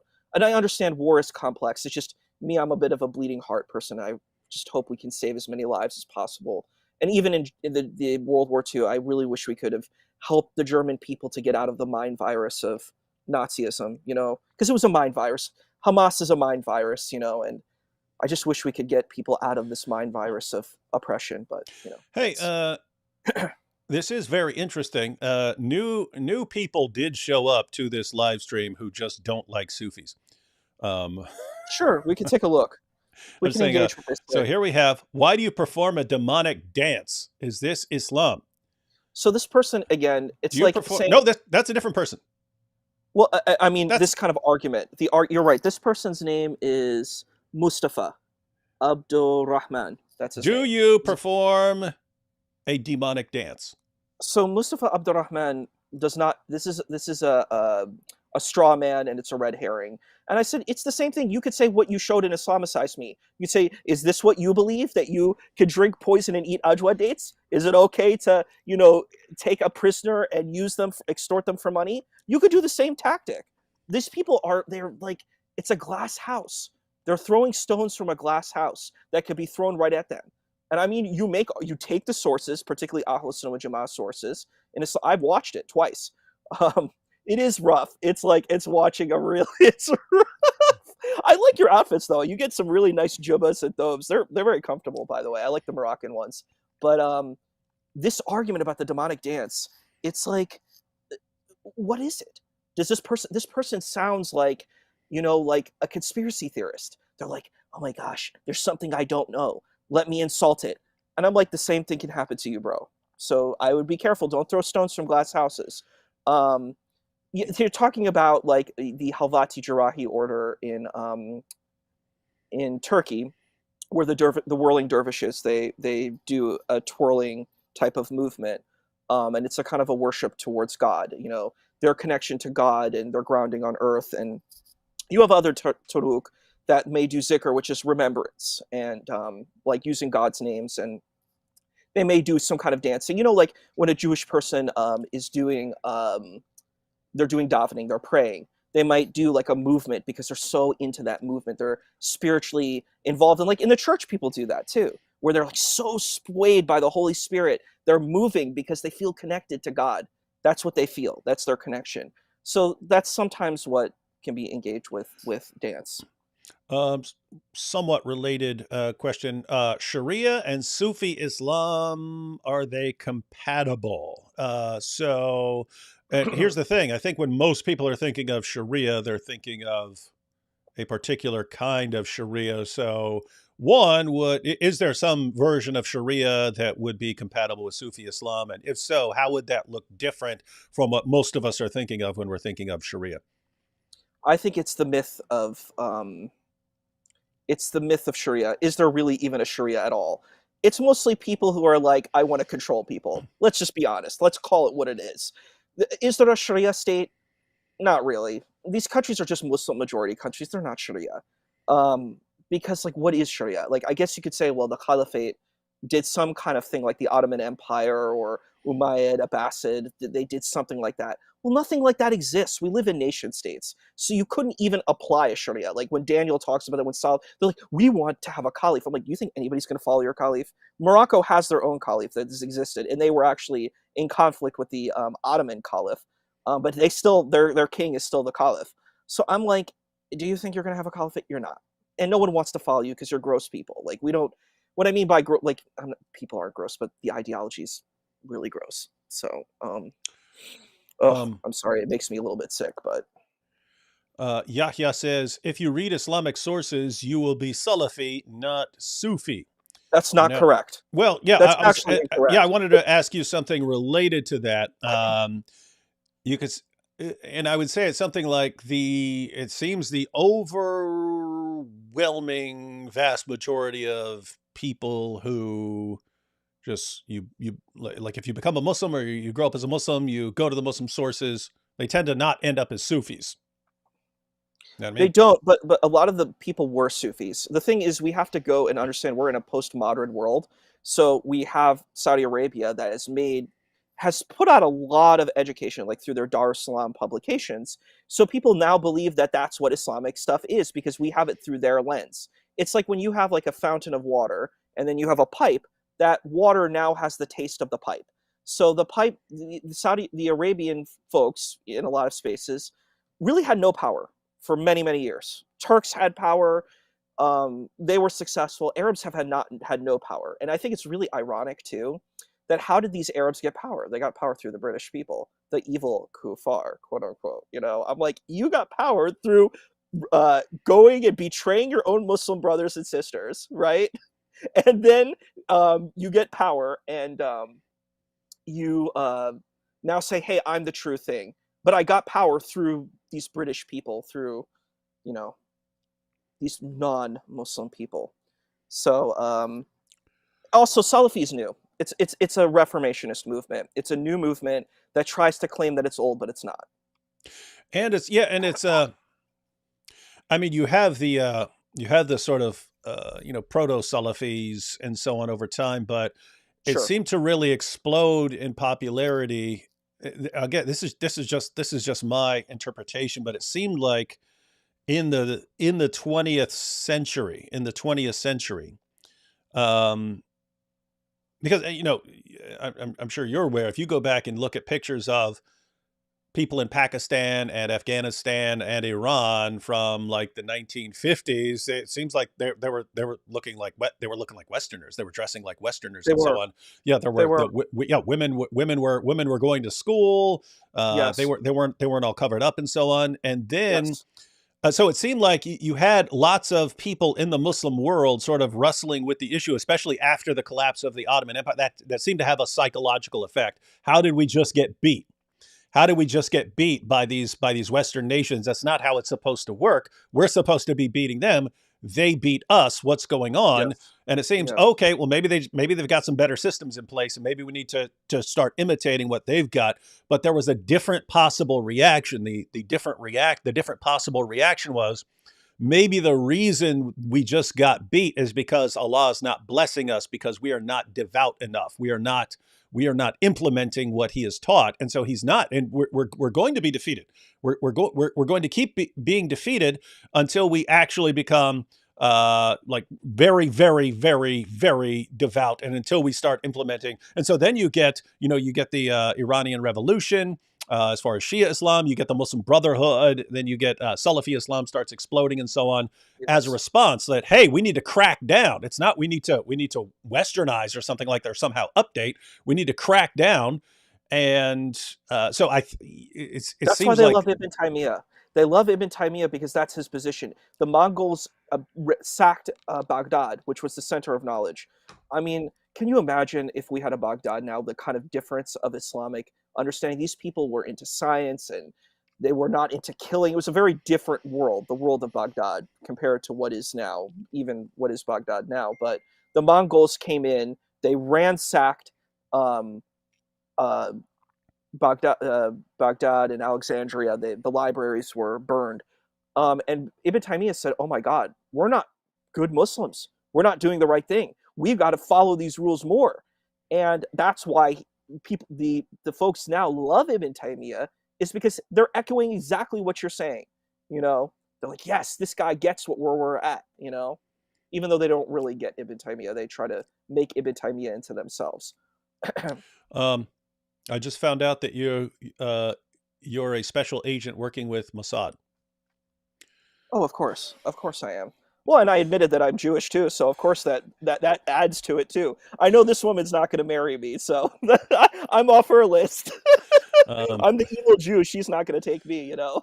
well, yeah, I'm assuming she's talking about you because she might be talking about me because me and AP definitely work um, for Mossad. Um, Mossad is just like FBI. Come on, it's so. I saw one guy's like, my shoe is missing. Mossad came and took my shoe. I'm like, dude, Mossad is just it's just like the FBI, CIA. It's literally just that. They did do something that was really intense. Like there's a movie called Munich, and I understand why because the Olympics were invaded and they were attacked. The Israeli Olympic team was attacked, so these agents went after certain people. I'm not saying that's the right thing to do, but it is an understandable. There is a reaction. There's a understandable reason for the reaction. You know. mhm. um, speaking of Mossad funding us, let's go through some super chats real quick. Let's go through let's go through some super chats. And again, I did want to ask you because I don't know. I mean, I get a little glimpse, but like, how is the life or worship or anything else of a Sufi different from what lots of us would be familiar with? Sure, I'll Yeah, explain all of that. I yeah, can that's cool. totally work on that. Good, good, good, good. Um, do you want me to go through the super chats first, or do you want me to talk a We'll little bit probably about go that? through a few of the super chats because I don't want to get Sure, I'd too love to. backed up on them. But let's see. We've got Giovanni here. He says, David with the fire. Yes, definitely. Spit hot fire. Uh, let's see. Okay. Oh, this one's for you. Isa, why do you revere a PDF prophet? That's, you know what that means, right? You. Okay. PDF prophet who married a 6-year-old, molested grandson, killed peeps, corrupted the Bible and Tanakh, lied about the Trinity, worships a black stone to forgive sins uh, in the Kaaba. So there are a bunch of different issues there. I'm guessing you're not going to believe that some of these things happened. But so I guess the question is, why do you believe in Muhammad when there are various challenges to him? Okay, so I think for the way I view spirituality and religion is I look at archetypes. So I think that sometimes we get really bogged down by narratives. It's the same way that we can look at the Tanakh, and I think this is one of the issues. So sorry, someone is texting me, and it's my computer's linked to the thing. I try to close it, but you might hear a few ringing. So I apologize for that. But You're okay. the thing that I would say is the situation is that people get bogged down by this literalistic thing, and Muslims have a lot of problems. See, the kind of I guess your traditionalist Muslim has a problem with the Torah for one reason. The Torah fits very well with Islamic tradition overall, except with one thing. They don't like how they talk about prophets. They said the prophets are ma'sum, meaning that they're blameless. They don't have sin. They didn't do anything wrong. So when they hear about Noah drinking alcohol, I mean, like, dude, I'm sorry you guys are so myopic, but you do realize in the Islamic tradition, Muslims were drinking alcohol. You don't think people were drinking alcohol in the past? Alcohol wasn't even banned. And in fact, Islamic tradition took the Jewish tradition, which was you can drink but don't get drunk.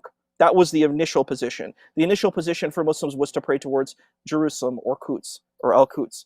It was very much aligned with the Jewish stuff, but people kind of have this amnesia and they're like, oh no, they never drink. And I'm like, yeah, you're retconning stuff that even doesn't work within the traditional story. But that's the thing. So why would I revere? So I see the archetype, and if you take a spiritual level, the mystics view the Prophet of Islam very different than these kind of hadith sources. Um, so they usually have a sheikh that has an inspiration that they're connected to God, and they have that kind of understanding of who the Prophet is through that kind of spiritual connection. But this kind of narrative of the 6-year-old, I'm like, no, I'm sorry, I have a big problem with that. Like there's a lot of Salafis who are so willing to die on this hill. I'm like, no, I'm not dying on that hill. No, 6-year-old's disgusting. No, thank you. I'm not taking it. And I've had people debate me. They're like, no, it's okay. I'm like, I don't take that position. If people want to take that position, that's in their ballpark, but I will never take that position. Now, is it Yeah. the accepting the position? Are you saying you don't believe it happened, or even though it happened, you don't believe that it's good and you're not going to defend it. Which one of those is the position? Okay, if someone did something like that, it's not good. I'm gonna say that straight up. It's not a good thing, and a holy person doesn't do that. So, and then people say, "Well, it's from the time." I'm like, "Yeah, I don't know." For me, from my standard of what that is, that is, it's a very difficult situation for me. But I don't think that this happened. Um, it's hard because the thing is we're dealing with ancient history, so we don't really know a lot of things. We can only, history is very difficult when you're going back 1,000 years, 1,500 years, 2,000 years. We can really just try to do the best we can with it. Um, like what I would say, I would make a crack a joke at this. If this hadith is real, I'd say, well, we don't know if she's six. Maybe she's, 15 and she plays with dolls. Like, there's guys who play with My Little Pony. They're 30 years old and they have their little dolls. So, you know what I mean? So I make a joke like that. But yeah, it's very painful for me, this narrative. It's I can't dig it. I don't jive with it. This idea of harming any child, I can't do it. What the other thing was, Oh, the let grandson. me, Yeah, yeah, sure. let me just comment on that real quick because it actually ties into what we were talking about earlier.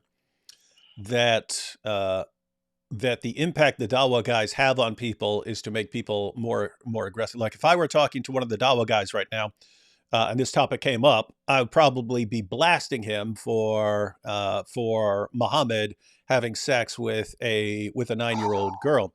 Since I'm not talking to someone like that, I can say my confidence in that in the very story has changed over time. So when I first heard about Muhammad and Aisha, it was in prison. I thought there's no way this never happened. Someone's making this up.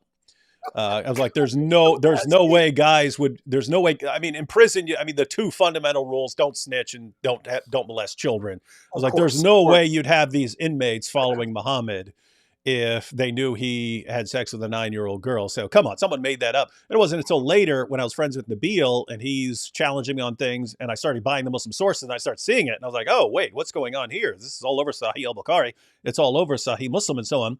And so from then on, it kind of, you see it so many times in the Sunni sources that it becomes, okay, if I know anything about Muhammad, I know this because this is all over the place. So this is one of the things I know best. So if you're telling me I don't know this, don't tell me you know anything about Muhammad because all your sources are messed up.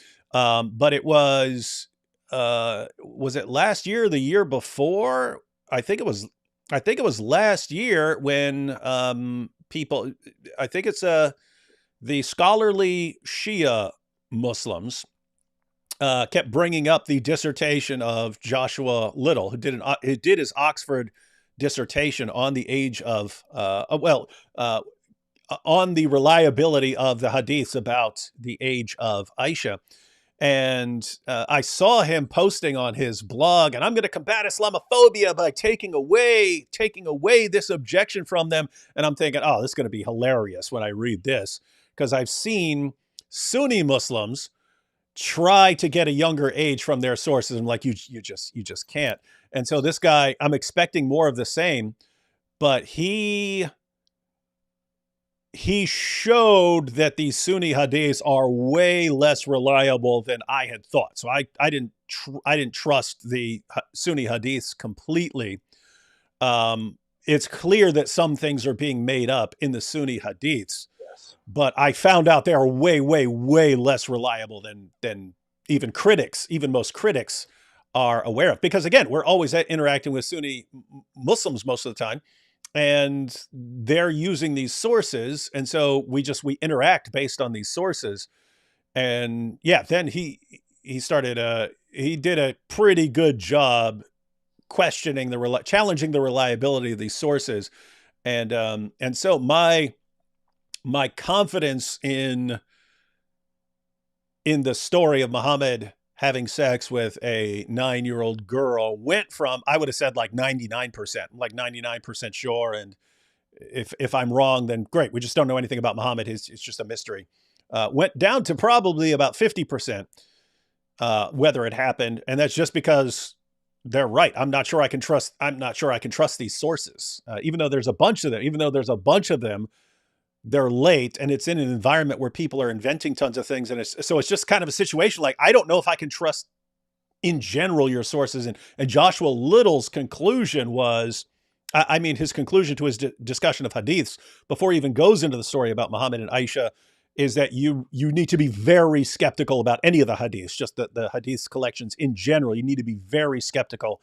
He believes you can get to things that are true in those sources, but the situation is way worse definitely way worse than Sunni Muslims are aware of, but even worse than what people like me are aware of. And so, yeah, I'm not entirely convinced that it actually happened. But go ahead, continue.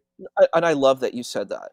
Talking about the hadith, from excuse me, from when I see the hadith, I think there's some nice things in there, and you should take whatever, like helping the poor and the orphans. I think that's great. And some of like the An-Nawawi hadith, they're cool. Give people good news, have good character. This stuff is nice. But all these stories, I'm like, come on now. I actually studied it in grad school. I studied hadith. And it was fascinating because the idea is you're going to have the Salafi who will hold hadith up, say, look at these hadith. I said, so what's your narrative? Your narrative is about the isnad, and an isnad in English means like a chain, right? A chain of narrators. This is what your science is. You have Sahih, you have Da'if, you have Mutawatir, you have Hasan, you have these different gradations of hadith, which are like weak, strong, good, all this stuff, multi-chained. But what is it actually telling us? What it's telling us is, hey, a bunch of good people said this. Doesn't tell us if the information is true. Doesn't tell us if we know that this narration actually occurred. We just know there are names. We don't know if this person conveyed this to this person. Sahih Bukhari claimed that this in his collection, and that's fine. He had people who claimed that there was this chain. So there's a lot of trust. Also, let's grant those things. Let's say that those are all true. We have the whisper down the lane situation or telephone where, hey, I bring this up. You saw me at the conference. I love Zelda. Zelda's my thing. I've memorized most of the Zelda maps in a lot of these games, like Ocarina of Time, for example, or A Link to the Past. Ocarina of Time. You ever go back to the originals, or was that too far before your time?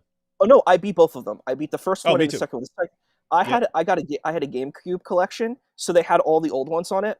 And I just actually had the old ones when they came out. No, I have a Nintendo too, and I did play them on the Nintendo, but when I had the Nintendo, it just was not very functional. The Nintendo was not, like, you had to blow in it, and it just, the Nintendo games would not turn on. They would be dysfunctional. You know what I mean? So like when I had a Nintendo, I was like, man, this thing is not working. But GameCube did like an emulator of these games, so you could play them on the GameCube, and they had like higher definition. It was really cool. So I played the first and second one, and the second one's really, really hard actually, because you have to beat 2 bosses in a row, and it's pretty tough. You have to the Nintendo games were tough. They were very tough. But I love them. I love all the Zelda ones. I think A Link to the Past is probably one of the best. The first one on Super Nintendo in like 1991 or 2 or 3 or something like that. It's really, really good. It's a solid one. But the point was, like, I memorized these maps, but when I started playing the game, I forget some of the parts of the map, right? So then I fill in that information with other information that's not actually accurate, because that's how our brains work. Like when we have a void of something we're missing, we fill it in with something else. How do we know that that's not there? There is no scale or a test to prove this. So people will just yell and scream and say, yes, it's true. The Hadith sciences corroborate the Quran. And you'll hear this yelling. And I'm like, but you have these problems. You don't know if the information is accurate. You could say, hey, they're good people. Hey, they have good memory. I'm like, hey, I have a pretty good memory, and it fails. And and I'm like, if my memories fails, why would can you prove that all these people have exceptional memory? You'd have to test that. We don't have a way of testing that, so it's an unfalsifiable. So I would say we should reject that.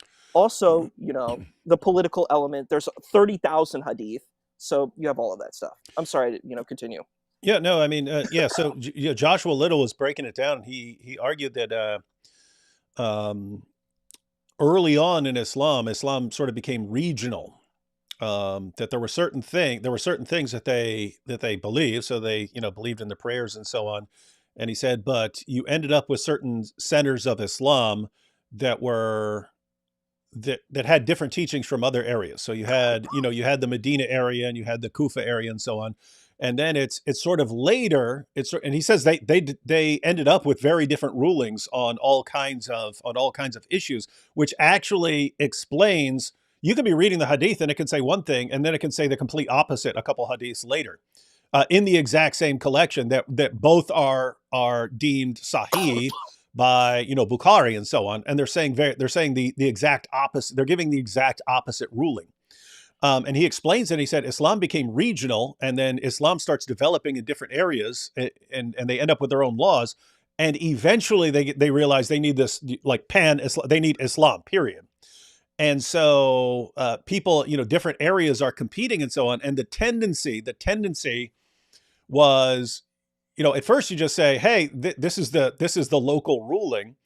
Um, but when you start competing, you have to trace it more and more back to Muhammad. So you have to trace it back to an earlier guy. No, it's not just his ruling; it's an earlier guy. And then it's basically a call to arms and the way that your version of the story or your political ruling or something like that, the way you defend it is eventually to trace it back to Muhammad and say, Muhammad. So they're basically all doing this and so on.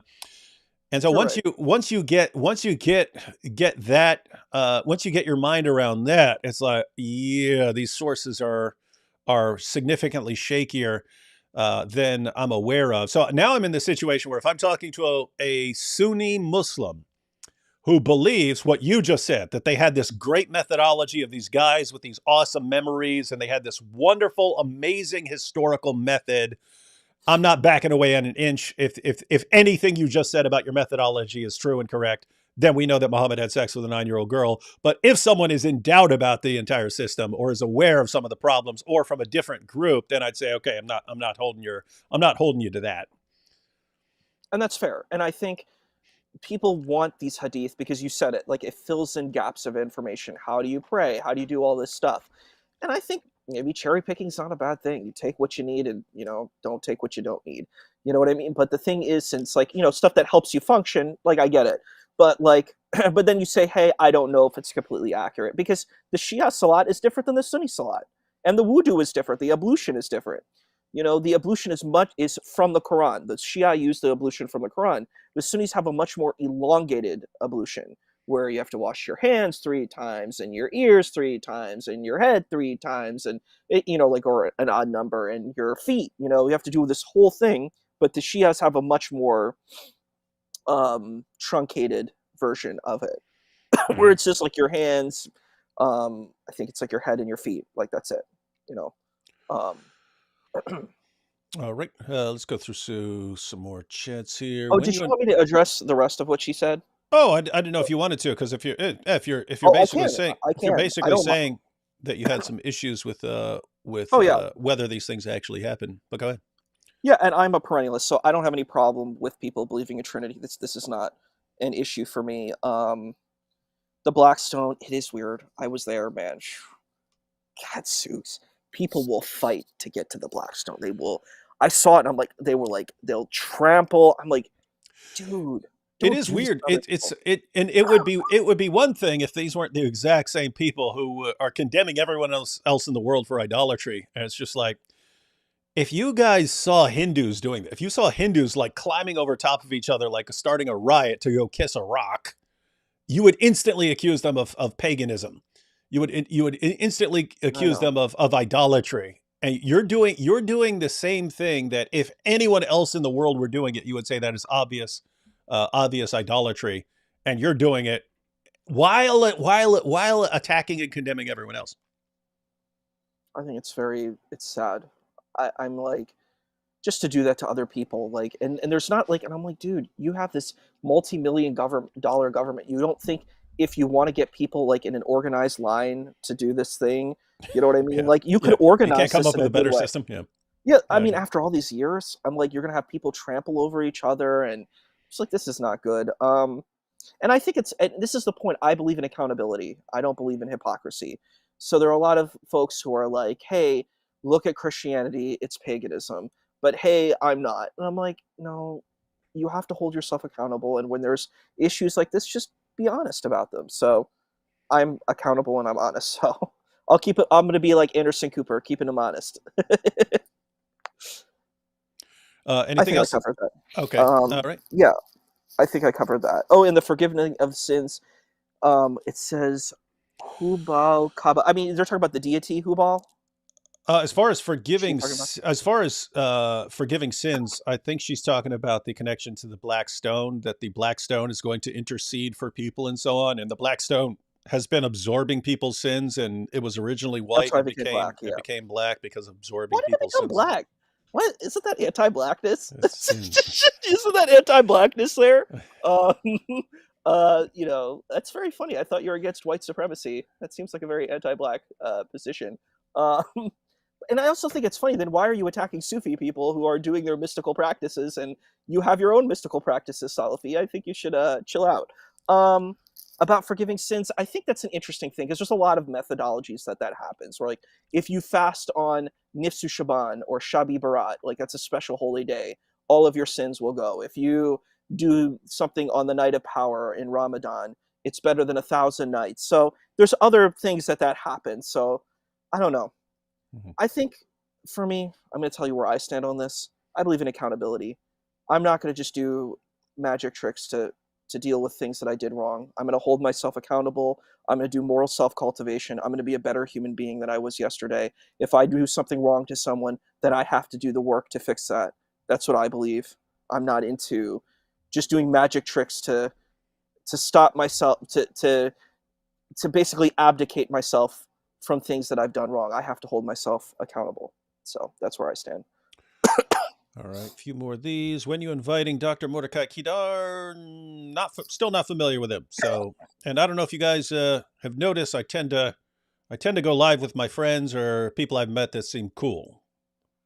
That's normal. I But hope I yeah, can be a friend too. yeah, I'm just saying I don't normally like let me go around and try to get these guys to join me live. It's normally either like I go live with my friends or meet some like in your case met you at a debate, say, oh, okay, well, I get along with this guy, so we can jump on live, or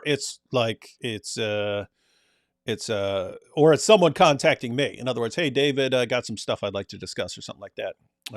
So yeah, no idea when that would happen, Sean. Your favorite Enlightenment thinker, Burke, Lord Acton, etc. I don't know. I guess Francis Bacon was kind of towards the beginning, like Francis Bacon. You know what's weird? I mean, Hume was Hume. Lots of atheists like Hume and so on, but I love Hume. I disagree with him on almost everything the guy says, but I still like Hume. Who else? So what do you got? Locke. Yeah, somewhere in there. Somewhere in the Bacon, Hume, and Locke categories. I'm not sure what you study, Issa. So It's funny. I actually studied Western philosophy through East. I took a class called the Kyoto School of Philosophy, so I learned about European philosophers through a Japanese lens. It was really cool, like Nishitani Nagarjuna, who's from India, and then I would that like does sound cool. look at and engaging them with like Nietzsche, Kierkegaard, Heidegger. I really like Heidegger's Thorism concept. I think it's really interesting. Um, I'd say like I love philosophy. I think it's really, really cool.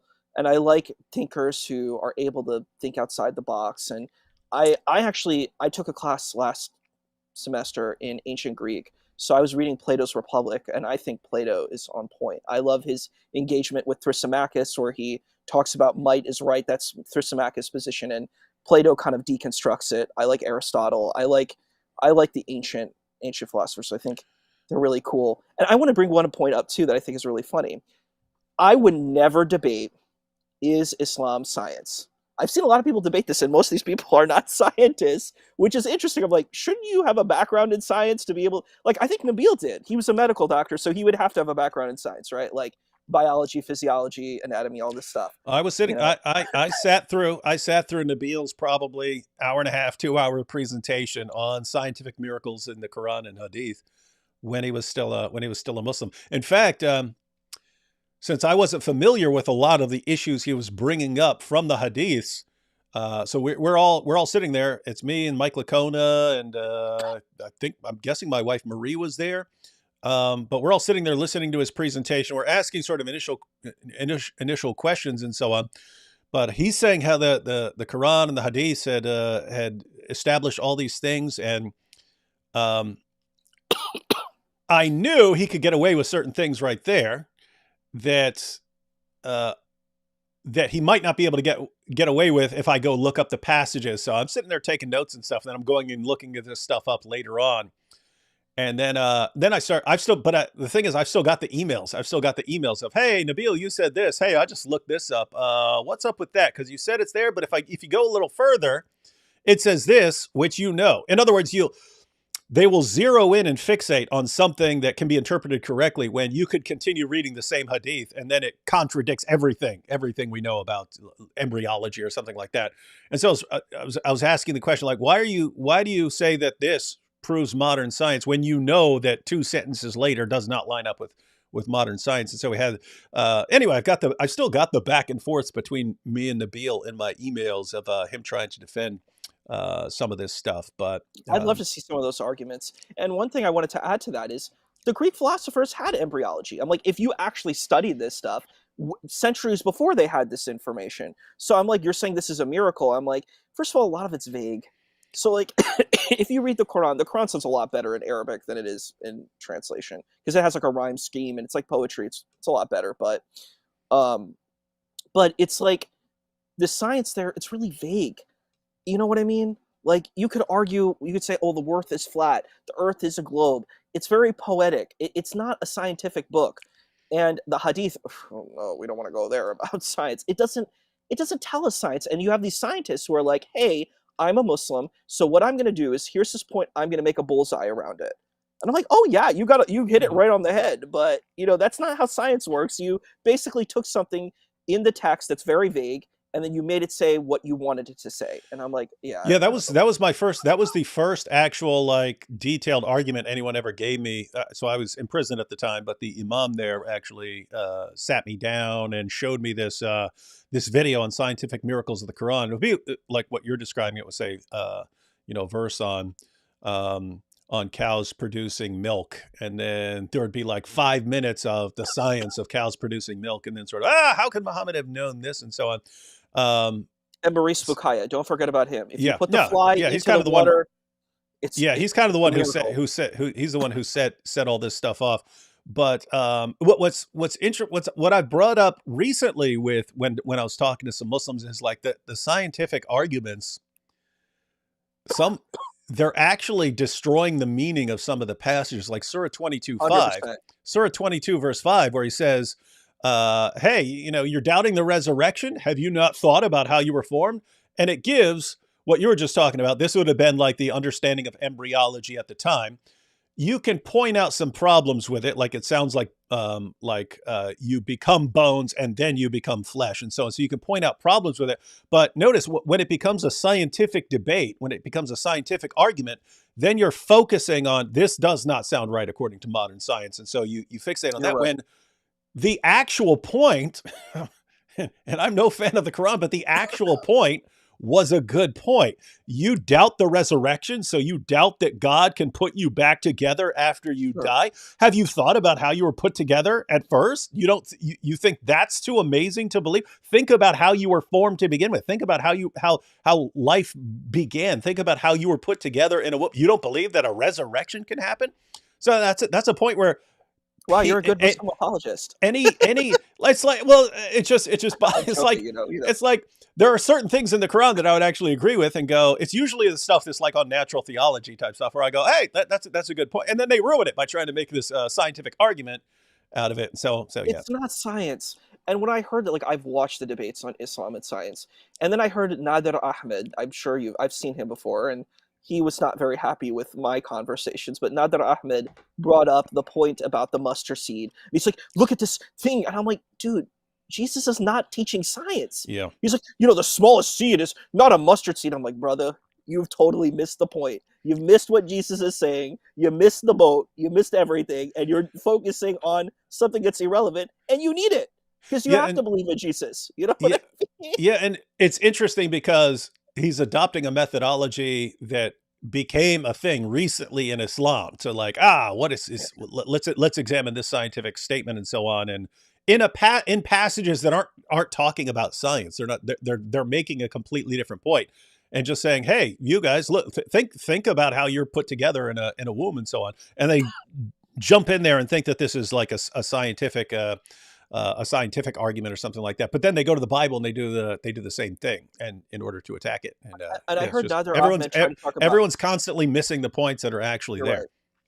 And I heard Nader Ahmed bring up the Vance Deverin, where he's like, "Look, the seed is there." I'm like, dude, that is not what it's saying, and you know it, and it's just not right to do that. To be like, "Hey, look at this thing. It does kind of what I'm trying to make it do," and I'm like, it's a mystical text. And I hate when people are like, let's look at the Gospels and the epistles and let's make them, let's see if they're inaccurate. And I'm like, that's not the purpose of the text.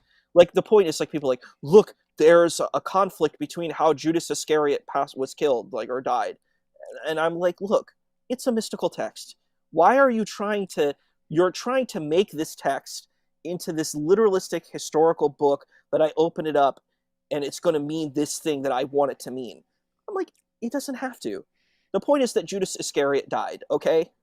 However he died, that's not important. The point is, maybe it's this idea that he did this really terrible thing where he betrayed his spiritual guide, and he had to go throughout this kind of thing. It's the idea that he was so shameful that he had to kill himself, and just the idea that, he bought this thing and then he, everything just spills on the ground. I'm like, why does it have to be reconciled? But I think people are like, I need to literalize this and reconcile it. And I don't think that helps the text. If that helps the person, fine. But I don't think that's necessary into getting the teaching. That's my understanding. Oh, you had a message from Farfour here. You know who Farfour is? Yes, I do. I've actually seen it. I've seen Farfour. In real life? Before he died? I saw. Before he's killed? Before he's killed by Mossad? I saw that video. I saw the video, and I was so shocked. Because, I understood the Arabic. My Arabic's not great, but I understood it to a degree. Where he's like, Al-Miftah, the key. This is the key of my grandfather of this land. And I'm like, first and foremost, if you're taking an Islamic position, you are definitely not going to take the Hamas position. This position is not an Islamic position. This idea of obsession with land, that is not at all what even a classical traditional position is. Total combat. Like, I think it's very funny. People are like, bidda, bidda, bidda, innovation, innovation, innovation. I'm like, dude, you have a gun, you have a Kalashnikov, you have bombs. I'm like, dude, you're bidda, man. You're doing bidda. Your warfare is bidda. You know what I'm saying? You have to come out with the sword, bro. Come out with the sword and the bow and arrow. You're tough. The angels will come. The Malaika will come and help and protect you. Why are you coming out with the gun? I just think it's so silly, because I'm like, you believe in innovation, but you're innovating all the time. You're using cell phones, you're using cars, you're using internet. All the people who talk about innovation, and I'm like, dude, you're using the internet. That's innovation. But it's in religion. I'm like, if you read the Quran from a computer, that's innovation. Okay? If you're going and doing a traveler's prayer and you drive in a car, that's innovation. You are doing innovation. So innovation's not a bad thing. Sorry, folks. But I do know about Farfour because I saw it. Oh, this is so silly. I like this person. They're cute.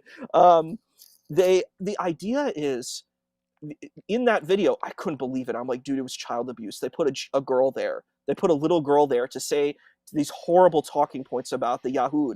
I was like, dude, this is terrible. This is child abuse. But basically, there's this guy. They had an Israeli played by a Palestinian too. Everybody, it's so funny. They have this guy who's a grandfather. It's a human grandfather of Farfour. Well, who's of course. A young man. Well, you're not gonna have a. I mean, you can't have an Israeli play the Israeli. Right? Get a Chechen. You could get a Chechen. Get like a Caucasian Muslim. They'll play the part, right? Because they think all Jews are white, right? We could get Daniel. We could get Daniel Hakikachu to play the part.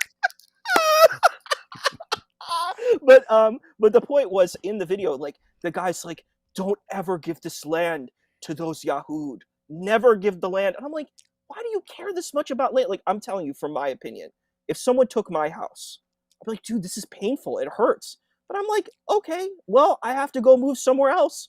I got to move on with my life. What is this land going to do for me? It's a piece of earth. I don't own my own body. How am I going to own this earth? I'm a custodian of wherever I live. I don't own things. I'm just a custodian because I die. I'm like, have people not figured that out? Like, you die. You have a mortal coil. It's okay. So all our stuff, it's going to disappear. So we're custodians of whatever we have, Well, but you've missed the entire point of the entire super chat, which was AP is scared of Isa. AP knows he would be humiliated, vibrated, and destroyed, and that's something that we can all agree on. You're silly. AP knew he was going to be exposed. Chloe here says they were not for a man loving a man, but Muhammad was by.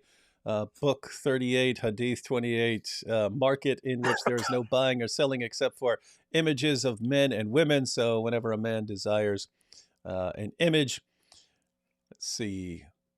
I think Chloe is a very devout Christian. She is a devout warrior for Christianity. That's what I can see, Chloe's funny too. She makes some funny songs. She made a video called 72 Space Virgins, and exactly. That's something I don't understand. Like, how can a man, like, I'm going to talk as a man here, being with, like, having a partner, having a wife, like, that's a sacred bond. Why would you just, like, it's like so demeaning that you just want to have sex with a bunch of people. Like, what about having, like, a real bond with someone that you really want to share your life with? I don't know. Maybe I'm a big romantic, but you have different parts of your. You were mentioning Plato. Plato talked about the tripartite soul in the Republic. So you have your appetites. You've got that part of you, and then you've got the spirited parts. It's not like a ghostly spirited part. It means like the spirit, the part that gets you revved up and so on. And then you've got your intellectual side, your wisdom and so on. And there is a part of you there's a part of men that would love to just bang lots of women and so on. But you're pointing out, hey, there's a higher part of you, and that one should be calling the shots, which is Plato's point. There's sort of a hierarchy within you, and some parts of you are better than others. And it's just 100% interesting. Agree. Yeah. And it's caring about other people, like empathy, compassion. I totally agree. We do have these parts, but we need to focus on the parts that help us be a better human. Yeah, and so on the one hand, it's like the way Islamic paradise is portrayed in the Sunni sources. I don't know how much it would differ in like Shia sources or something like that, but in the Sunni sources, it's like a hedonistic. Just every. Like all of your lowest basest desires are elevated to everything that you do for all eternity. And so you have that, you've got that, but then you also have to think about it from the woman's perspective. Like the man gets his wives from Earth, but he also gets these specially designed sex machines for all eternity. And so like this is what you do as a woman. That's Sahih Bukhari. What do? You stand in the corner waiting for your husband to call on you to enjoy you, but you're in competition with all these other ladies. It's just like you just want to kind of ask, Muslim women who believe in this tradition, like, is that what you're looking forward to? I at least understand what the guy is looking forward to in the afterlife.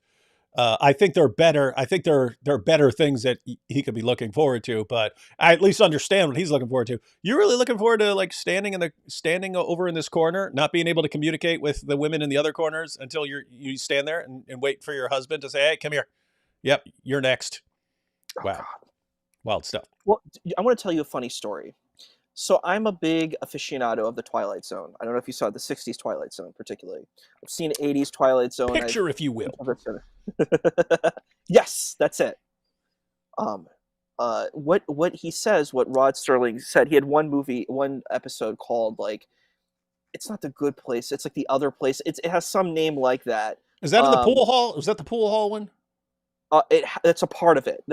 So it's about this gangster who's like, I'm looking for broads. I'm looking to win all the time because he dies, and That's what. Yeah, he has he this dies, and angel, yeah, and he yeah, I has an remember. angel named Yeah, Pip, and the angel Pip is taking him around. He's like, he's like, what I want. He's like, he'll get whatever he wants, and what he wants is like, I want broads. I he want to shoots. live Yeah, wealthy. he shoots pool, and like it's the best shot Yeah, of his life. And then he wants a woman, and he gets a woman. He gets everything he wants. Yeah.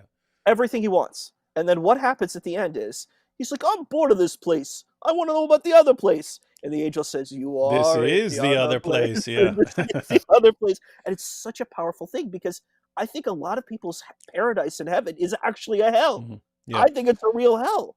That's a hell because the idea that you get everything you're. And there's actually a good story in the New Testament. It's funny, I quote a lot of the New Testament. I'm like, maybe I'm a Christian apologist. But in the New Testament, Jesus, in the Gospels, Jesus has an engagement with one of the Sadducees or Sadducees who don't believe in an afterlife. And they actually ask a really tough question, a really good question. I was like, ooh, because this shows that actually Jewish people as a whole don't necessarily believe in an afterlife. Some do, some don't. Even nowadays, it's kind of split.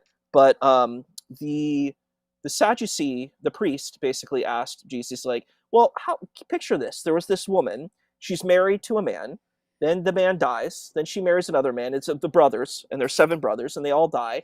Who does she go with in paradise? What happens? Where's she go in heaven? And then Jesus is like, oh, it's a good trick. There's a lot of tricks. There's a lot of like philosophical. I'm sure you must enjoy that, those philosophical discussions. And he basically says, yeah, that's not what afterlife is like. It's not this perpetual sex place. And I'm Mhm. like, oh, it's interesting. And I would say that's the same kind of philosophy for Jews too. The Jews who do believe in afterlife believe in Olam Haba, which is the world to come, which is a spirit world where you're a spirit. It's not like you're a reincarnated body as a human. It's a different kind of existence. So I think that's really interesting, the idea of what an afterlife is. Are you a reincarnated human? So it's interesting going to Sufism. You have a Sufi saint. Her name is Rabi of Basra or Rabi al Adawiya, um, who really kind of puts men in their place. It's kind of fun. She has a lot of cool stories, but there's one story where she has a torch and a pail, and she goes around and people are like, why is she holding this torch and this pail? And then and then they're like, what are you doing? And she's like, I have this torch to burn up heaven, and I have this pail to quench hell. And because the only thing I want is God. If I want any of these other things, that's an idolatry. I should only want to be with God and be in the presence of God.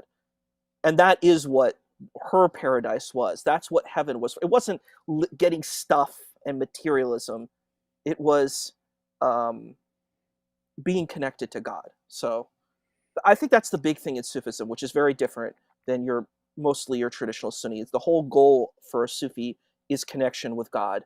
It's not about stuff. It's not about I'm getting this thing. I'm gonna invest in the next World Bank where I get a beautiful mansion. And that's how a lot of the Sufis were. They were renunciates. They were like the early church fathers. Like one of my favorite church fathers. What's his name? Father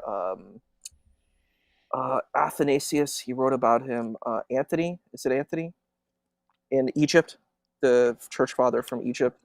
I think that's who it is. But he lived in a cave and he was a vegan. He didn't eat any. He just ate bread and water, and that was it.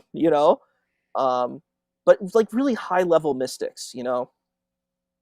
So, and they were just renunciates, and I think Jesus really hits that bill too, because like we see, like when the person, because you have the craving, like you have this person who had a cloak and they wanted that cloak, and Jesus is like, dude, do you have to give it up? Give up, it's easier for a rich man, it's easier for a camel to enter an eye of a needle than it is for a rich man to enter the kingdom of heaven. And it's not about having stuff, it's about worshiping the stuff. Living your life and paying bills is not the problem. The problem is where you start to worship this money and you think that the money is more important than anything else. Um, wanted to get Sorry. to the one after this. This is Sarah from Al Aqsa TV. So that's the one you were saying Oh, was that was. the young lady? Oh, the young girl. Oh my gosh. That's so. This is a parody. This is a parody. She said, "I heard Sufis like to dance. Farfour likes to dance. So Farfour is a Sufi. So Sufis have the tightest leather straps. Now everyone do the Farfour dance." So I'm sure you're That's cute. familiar. Since you've watched this channel before, you're sure you're familiar with the eyes being the leather straps of the anus. Is there a mystical Sufi interpretation of that, or? I actually had never heard that narrative until you had mentioned it. Could you talk a little bit more about it? Like, what does it mean exactly? Like, I had never read that Yeah, tradition. I had to actually go through some commentaries to figure it out. AP was trying to explain it to me, but I couldn't get it. But yeah, so the leather strap referred to the leather strap that sealed a water bottle, right? Ah, And so okay, they're all familiar with this. If your leather strap is loosened, then your bottle's going to leak. sure. And so Muhammad's saying that the eyes are the leather strap of the anus, meaning that while you're awake and alert, you have mental control. Your what comes out of your rear end is under the control of your will. Once you Yes, close your eyes and the you're leather strap asleep, is gone. yeah. And so and you don't know what's gonna leak out. And so yeah, it's kind of an ongoing joke. It was like, was that really the best way to get the point across? Because That is notice it's it's wild. another situation where, okay, it's perfect, it's a perfectly valid point. You don't know what's coming out of your rear end if you're asleep and stuff like that. So why don't you wash up? Why don't you wash up in the morning or something like that? So I don't know. But yeah, it became a kind of joke around here. Here anyway. Here's a question. Why do you believe in your faith? You've addressed this a little bit along the way. Why do you believe in your faith? Why is it true? So if someone said, "Hey, you've shown us your position. Why do you think that your position is true?" I think it depends on how we define truth. So if you know about perennialists like Rene Guénon, Said Hussein Nasser, there are a lot of people where you can see that there are multiple truths, instead of one truth. I like the story of like the life of Pi, where in the beginning the protagonist goes and sees the truth in all these spiritual traditions. So to me, I don't. It's like I'm not really in a limited space for this kind of thing. Like, do I think it's true? Sure, but do I think Christianity is true? Sure. Like I don't think they're mutually exclusive where I stand versus where other people stand. But I think it really just depends on your perspective of pluralism. I'm a pluralist, so I don't this is not something that I face. I know people have a problem with my position. That's okay, they can. That's why like a Salafi, like your friends with the chatters who not your friends with the chatters here who have the Arabic names like Muslim and Mustafa, they have a problem with me because my position cannot exist for them. Because if I have my position, it challenges their position to exist. Their position can exist while my position exists in my worldview. I don't like their position, but I could say it's a position that exists. It's not for me. I don't like it. I don't think it helps society. I don't think it helps humanity. And I don't even think that it's absolutely right. I think it has flaws. My position can have flaws too. I'm fine with my position having spaces and gaps of understanding, but I'm like, everyone's position does, so I don't have that problem.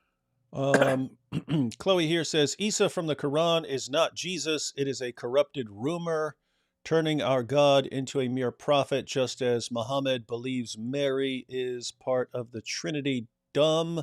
There's a related super chat here. I want to Um, engage that part about Jesus, but yeah. yeah, and here, what is his version of Jesus on the cross? So this is connected with the issue of Jesus, and asking that because it's the standard version is that Jesus never died on the cross. Allah replaced him with someone else. Unless you're Ahmed, We've yeah. we've pointed out many times. It's not what the Quran actually says. 4:157 can be read in different ways. Is I some agree. you've got Ahmadis who believe that he was crucified in the sense that he was nailed to the cross. But so when the Quran says that they didn't kill him or crucify him, the Ahmadis will say, well, crucified means to kill by crucifying, and therefore, even though he was nailed to a cross, he wasn't crucified because he didn't die. And then you have Ismaili Shias who generally believe that he was crucified and killed. They interpret 4:157, and I'm about to put out a video on this, basically explaining that there are different views within Islam, but they'll interpret 4:157 in light of certain other Quran verses like 8:17, where Allah says, "Don't say that you killed those guys in battle. You didn't kill them; it was Allah." And so they'll say, "Okay, I mean, what are you talking about? You ran out there and you swung a sword at a guy in battle." And he's saying, don't say you killed him because it was Allah. It was Allah doing it. And I so agree. they interpret 4:157 in light of that, in the sense that the context of 4:157, it's not responding to Christians. It's responding to Jews of Muhammad's time. So Muhammad goes to Medina and he tells the Jews of Medina, those tribes, that they also have to believe in Jesus. And their response is, "What Jesus? What? We crucified him. He can't be. He's not the Messiah. He's not our Messiah. Our Messiah is not going to die." And then so they're giving as their proof that you can't trust Jesus. They're giving as their proof the claim that he died. And so Allah's responding to that, and it says, no, you didn't. So how? We don't have to believe in him because we killed and crucified him. And the response is, no, you didn't. Allah raised him up unto himself. And so most Muslims just go with reading 4:157. Oh, it says they thought they killed him, but they didn't. And they think, oh, Jesus never died. And so Allah raised him to himself means he just took him away. But you have others who are reading in the light of, a different light. Wait, Allah's responding to people who are saying we don't have to believe in Jesus because this happened. And then they read it as Allah responding, no, you didn't. This is part of Allah's plan. This was Allah doing it, and Allah raised him up. And so there are Muslims who believe that Jesus was actually crucified and raised. They would disagree with Christians on other issues. But do you have a particular view on any of that? For me, I think it's a very I'm kind of like your mystic academic type of person. I see it as a very powerful spiritual narrative. Like I've read Pilgrim's Progress by John Bunyan. I took like classes on graduate level classes on Christianity and stuff. And like the way that I view this type of thing is this is a powerful narrative for people. And I do think it's really not right when people say, well, my narrative is so much better than yours. And I think some Muslims don't understand this. They come and say, well, how dare you say Jesus was crucified? I'm like, but you're insulting all these Christian people who do believe this. You're attacking their faith. You're saying, well, because my faith is so much more important, my faith is true, and your faith is wrong, I'm okay to condemn your faith. I said the crucifixion of Christ is the central point of Christianity, in my understanding. I'm a humble person. I don't know everything. But my understanding in Christianity is that the point is you have this innocent person, this innocent entity, I should say, who just lived life as such a wonderful person who always helped people, always did good, and then sacrificed their life for everyone else.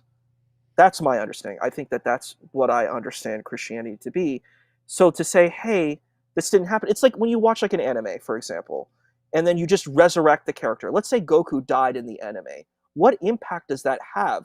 Then Goku just comes back and that's it. He just, it lessens what that means, what that death means. You know what I'm talking about? Like when someone actually dies and they really die, it's a very different kind of feeling than, oh, they died, but they just came back to life. They get a free jail card. Like they just get resurrected. Like, yeah, it doesn't have that same meaning. And yes, well, people say, well, that happened in the resurrection. But I'm like, yeah, but the form of the Jesus in the resurrection is different. This is one where he has the holes in his hands. It's a Jesus who had actually died from the crucifixion. So it's not just like, oh, Jesus came back and all the things are healed and he's back to normal again. You know what I mean? So it's different. It's a very different kind of narrative, and it has a very different kind of impact. So to say, hey, Jesus didn't die for my sins, Jesus didn't go through this process, it can be very painful. It's like really discrediting the theological approach of a Christian. It's very hostile. And I think a lot of Muslims don't understand that because they don't understand the meaning of what that crucifixion is for Christians. Is that fair, do you think? You're just like you're explaining your position. That's and trying to explain the understanding and what she had said. Oh, about Jesus. Back to this because you said you wanted to address it. So Jesus in Greek, as a person who's studying ancient Greek, I love that. It's so fun. It's Jesus. So this is where I think the term Isa came from. It came from Jesus.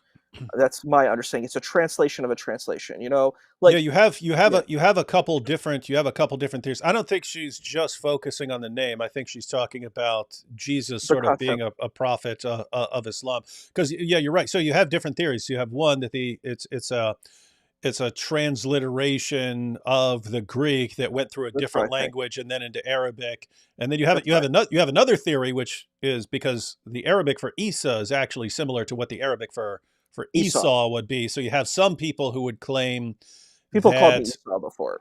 I've yeah, been called you Esau have some before. people who claim that Muhammad isn't interacting with a lot of Christians. He is interacting with more Jews. And so one theory is that there were just Jews who were calling Jesus Isa, but like the Arabic version of Esau, because that was an insult.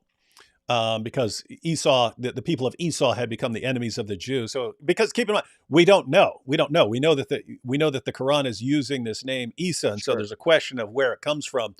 And I think I've read like 3 or 4 different theories on where it came from. But yeah, that's fair. I think Chloe's referring to like the concept of Jesus in the A- Quran. And I think I addressed that in the other point where I was like, look, I don't think Muslims understand that. Muslims, I think, can just say, hey, for me, Jesus is a prophet without telling Christians, Jesus is a prophet for you too. Because it's not, I do a lot of interfaith. So I go to like high level places where you have like ambassadors, people from other countries. I do a lot of stuff like that. So I do a lot of like high level interfaith dialogue, like nuclear non-proliferation. I've been in these places and it's a very different level of dialogue. A lot of the dialogue that I see in these places are street preachers, but the idea is that there's accountability, there's a way of honoring different traditions as well as honoring your own. That's a big thing in interfaith dialogue. You don't have to change your faith to dialogue with others. You can say, I have my faith, I have my tradition, and I can see your tradition, but I'm still going to be in my tradition. But the point is that needs to be respected, I think, for Christians. To not tell Christians, hey, Jesus is a prophet, that's insulting to a Christian. I get it. You don't need to tell a Christian that. For you, Jesus is a prophet, and that's fine. But don't tell the Christian that Jesus is their prophet. That's what I say. Um, this is a completely different. This was a question from earlier, but Sean here says, "Where's your mother from?" So I guess the question is like, Right. what's her background? You mentioned she's Jewish, Sure. so where would she be from? So my mother's family came from Eastern Europe. So I could be perfect for Bollywood because I'm a light-skinned South Asian person. My family came from like Russia, Ukraine, Romania, Hungary. There was a thing called the pogroms there. So my family became refugees into the United States in the late 1800s, early 1900s. I actually found their names in Ellis Island. I found my ancestor Fanny Cohen, who was Fanny Haymovitz then. Funny enough, very Jewish names. Um, and um, that's my mom was a hippie in the '60s. So she like explored all the spiritual things, and she has a book, and it's pretty cool. Hey, this is actually funny here. So Sarah said, since Ustad Isa is all about esoteric knowledge, can he guide us into greater understanding of the hidden mystical meaning of Mishkat al-Masabi 315? That's funny because she posted this before I said it, but that's one of the passages with the eyes of the leather strap Oh, really? of the anus. Yeah, so That's funny. she got the same idea. Is there a deeper is there some hidden meaning to this? Which I didn't think there was. So I mean, I think if I were, let's say I were to take a shot at it, I would say like a deeper understanding is, you know, um, make sure that you're kind of aware about how you're sleeping and resting and making sure that you're spiritually attuned with where you're at because at any moment your kind of desires and your body may do things that you don't want it to do. So just have an awareness of your limitation. That's the way we could do it. It's an awareness of your limitation. You're a limited human, you're imperfect, and you have to understand your limitations. How about that? uh, have you ever studied Judaism? Sounds like yes. Oh, 100%. I went to Jewish camp. I did all of it. I did bar mitzvah. I did everything. Nice.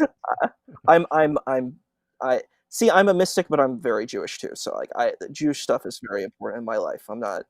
I think that's. I'm not going to deny that. But and that's the thing. Like, it allows me to understand the New Testament. It actually allows me to understand Islam in a way that a lot of Muslims don't understand, because guess what? Who are all the prophets in Islam? They're Jewish people, unlike our good friend Imam Bomer, who believes that they're all Muslim. I Right. was on his channel. I'm like, my man, please don't say Jesus is a Muslim. Please don't make that argument. It's not going to work. And he's like, be a reader, not a repeater. And I was like, oh man, Yeah. but What is that? you're repeating the arc. You're repeating the same point. You are being a repeater. And then Matt Yeah, it was Dillahunty pretty came bad. in. You remember that? Are you a Muslim too, David? I think Yeah. according to that, you are a Muslim. Yeah. Yeah. We Poor all Imam Bomer. we all are in one way or another, according to that bit of reasoning. You did have there's one good coming up. Might have missed it, but what is his opinion on Aisha? Yes, we're already through that. Here we go. Is Sufi? This is kind of what I wanted you to. Is Sufi kind of like Kabbalah? Any really weird or occult seeming mysticism in Sufism? I would say Sufism is very much aligned with Kabbalah, and I don't think Kabbalah is this weird, bizarre thing. Kabbalah is focusing on the names of God. Basically, the whole thing is a connection to God. That's the goal of Sufism. That's the goal of Kabbalah, and it's using names of God to have this connection. So, where does the term Sufi come from? It comes from the word suf. A suf was a woolen robe that mystics would wear because they were being ascetic. They're saying we need to be in the world but not of the world. It reminds me exactly of, again, I'm going to bring up the Gospels because most of the audience here is probably Christian. So um, the render unto Caesar what is for Caesar, but render unto God what is for God. So the idea is you live in this world, but you're not of the world. The point is you're supposed to be focusing on God. You're not supposed to be focusing on materialism and focusing on just like getting stuff. You know what I mean? And I'm not saying getting stuff is wrong or bad, but the idea is that your major focus should be on God, and you need to compartmentalize it. So, yeah, I would say that it's deeply interconnected. I don't know what a cult is a weird thing. Um, are some Sufis a cult? Yeah, you could say probably. Like when I think of the word occult, you mean like people who like worship their teachers and do things like stab themselves? Yeah, you have some Sufis who do that. You know, like some people actually from who are students of my ancestor Rifai. Some of them stab themselves and like in their eye. It's a little bit weird. Uh, you have, and have some people who might smoke marijuana. That might be a part of their spiritual practice. But it's a vast thing. Like in Christianity, you have Pastor Anderson who has his opinions on things, but most Christians do not agree with Pastor Anderson. But he has his views. Here you go. Sufism is so ridiculous. Its peaceful spiritual nature is counter to Muhammad's writings. Also, God doesn't exist. This is one of AP's fans, one of AP's atheist fans here. Okay, my question is, what does something mean to be ridiculous? For some people, scientism is a ridiculous concept where people worship this thing that's always changing, and people act like it's this concrete thing instead of a tool that we as humans have. Like, we can call anything ridiculous. So you'd say, hey, whatever ritual we as humans do is ridiculous. I find it to be so reductionist. I don't think it's a helpful way to engage the world. It's not a helpful way to engage humanity. And it's like this really, it's a very cynical worldview. It's like, hey, everything's crazy, but I'm smart. I'm better than all these people because you know what? I've gone beyond these crazy barbaric thinkers. Like in Star Wars, I played this game called Rebel Commando, and in the game, your character, you find a lightsaber. They're like, it's that old primitive archaic Jedi religion. And I'm like, why are you so dismissive of things that aren't for you? Can't you just say, hey, this isn't for me, but I can kind of honor and accept where that place is? It's a different path than my own. It just seems hard for some people. They have to be smarter. They have to be better. They have to be greater. Like, yeah, I don't think that's helpful. And it's counter to Muhammad's writings. You engaged all of this stuff. I'm surprised this post was here. We don't even really know if Muhammad said these things, if the Prophet of Islam, sallallahu alaihi wasallam, peace and blessings be upon him, said these things. We have no idea. So you're saying that this person is assuming that they're 100% factual. And I'm like, well, we've just gone through the science. Is it? We don't know. So this person is making an assumption to make their claim. So I think that needs to be I think the person should have a little more humility. That's what I would say. Yeah, in your face, Sean. Think I'm going to defend you? Talking trash. Ayatollah here says, yeah, terrorists need help of D's. What's wrong with this guy? That's cute. Obey here says, it seems likely you're rejecting your prophet and leaning towards following Jesus. I think that I engage these types of situations. I mean, again, the point is you're saying following the prophet. Well, that is assuming that all of these traditions are what they say they are. People have different views of who the prophet of Islam is. Mystics have their own view. They have their own inspiration where they have their teaching of who this person is. You can then take the hadith, and if you want to take the hadith literally speaking, that archetype is not an archetype for me. That's what I can say. A person, I don't believe in killing anyone. I'm very anti-imperialist and hurting other lives. I'm very, I guess you say, quote unquote, pro-life. I care about life very much. And the dignity of human life is very important for me. And I don't know, I would do whatever. I actually like the story. And I definitely, you could say I'm a follower of Christ. I don't have any problem. I think I try my best. I love the teaching and the wisdom that imparts. Like, for example, I think of the Garden of Gethsemane, where there's this, Simon Peter, they say that he may have been a zealot, like a military, like the military movement of against Rome, where they would carry like Sycharites, they would carry knives and stab people. But he tells Peter, where Peter cuts off the ear of this guy, they said his name was Malchus, and Jesus said, this is not the way, you live by the sword, you die by the sword. He takes the ear and he heals the person. I'm like, that's how I want to live my life. And I get angry and I have my problems and I'm an imperfect person. I'm like, that is definitely my ideal. That when something terrible happens to me, I want to react that way. You know what I mean? And it's not easy because we're human. We're going to get angry, we're going to get reactionary, but I definitely like that ideal. And there are some stories in the tradition, like, for example, the Prophet of Islam, his uncle is killed, Hamza, and which is so weird. In the Message movie, they have Hamza showing, but they don't have like the Sahaba, like Imam Ali. They don't have these other people showing. They just have certain people. I think that's interesting. But Hamza gets killed by this man named Washi, where he throws a spear at him, and instead of like saying I'm going to kill this person, he basically says I can't see you, but I'm going to forgive you and not kill you. And I'm like, I think there are places that you can find that. I'm not saying it always is that way, but there is some space for it. SK here says, love the guest today. Wish all Muslims were like you. Well, thank you. I appreciate you too. Thank you. And then five silver pesos says, now I see why AP sat this one out. This sounds like a TED Talk. What's that mean? What's the TED Talk mean? I guess maybe this is from earlier. This is from shortly after we started. But what's that mean? What's that mean? The way you're talking or like your message? I think probably both. That it's like, man, I'm bored with this TED Talk here. It's too academic for me. I want to see some fire and brimstone. That's one of the problems people complain about my debates. Like, every person I've had a conversation, we've had no fights. Like, it's all been really calm and cool and good. I had one of the last Matt Dillahunty. I probably was the one right before Andrew, Matt Dillahunty debates. And it was really easygoing and it was smooth. And yeah, like, I've never had any problem with any person I've been with in conversation because everybody's willing to be respectful. And that's actually why I became a debater. It's like, I was so horrified from what I saw. I saw all these people yelling at people and screaming and saying how dumb people were. And I'm like, if you're going to represent Islam, everybody's going to run from Islam. They're going to say, this is a nightmare. I want to get away from this. This looks like a horror film, this, whatever reality these people are in, Yeah, that is an ongoing concern that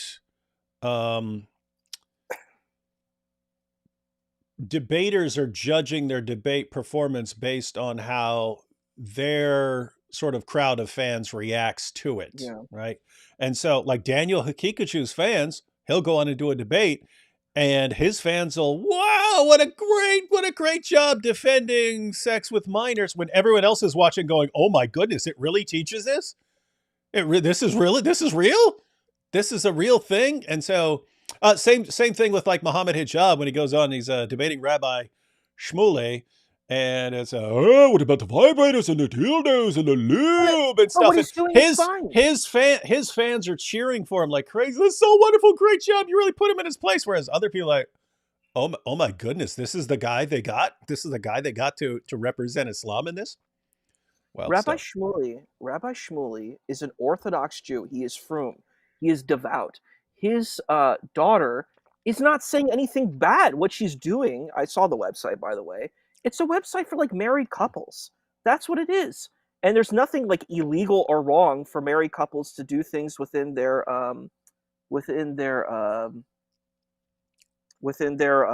in the confines of their marriage. Yeah. And Well, that's what and it's, I mean, for me, the takeaway is one, you've got Hijab talking about all these things, but two, like as far as his preparation must have gone, it's, oh, hey, I just found out I'm going to be debating one of the most famous rabbis in the world. Everyone, go search for his family. Like look up his family to try and find something I can use in the debate. And it's like, why would you want something that you could use to throw off the debate?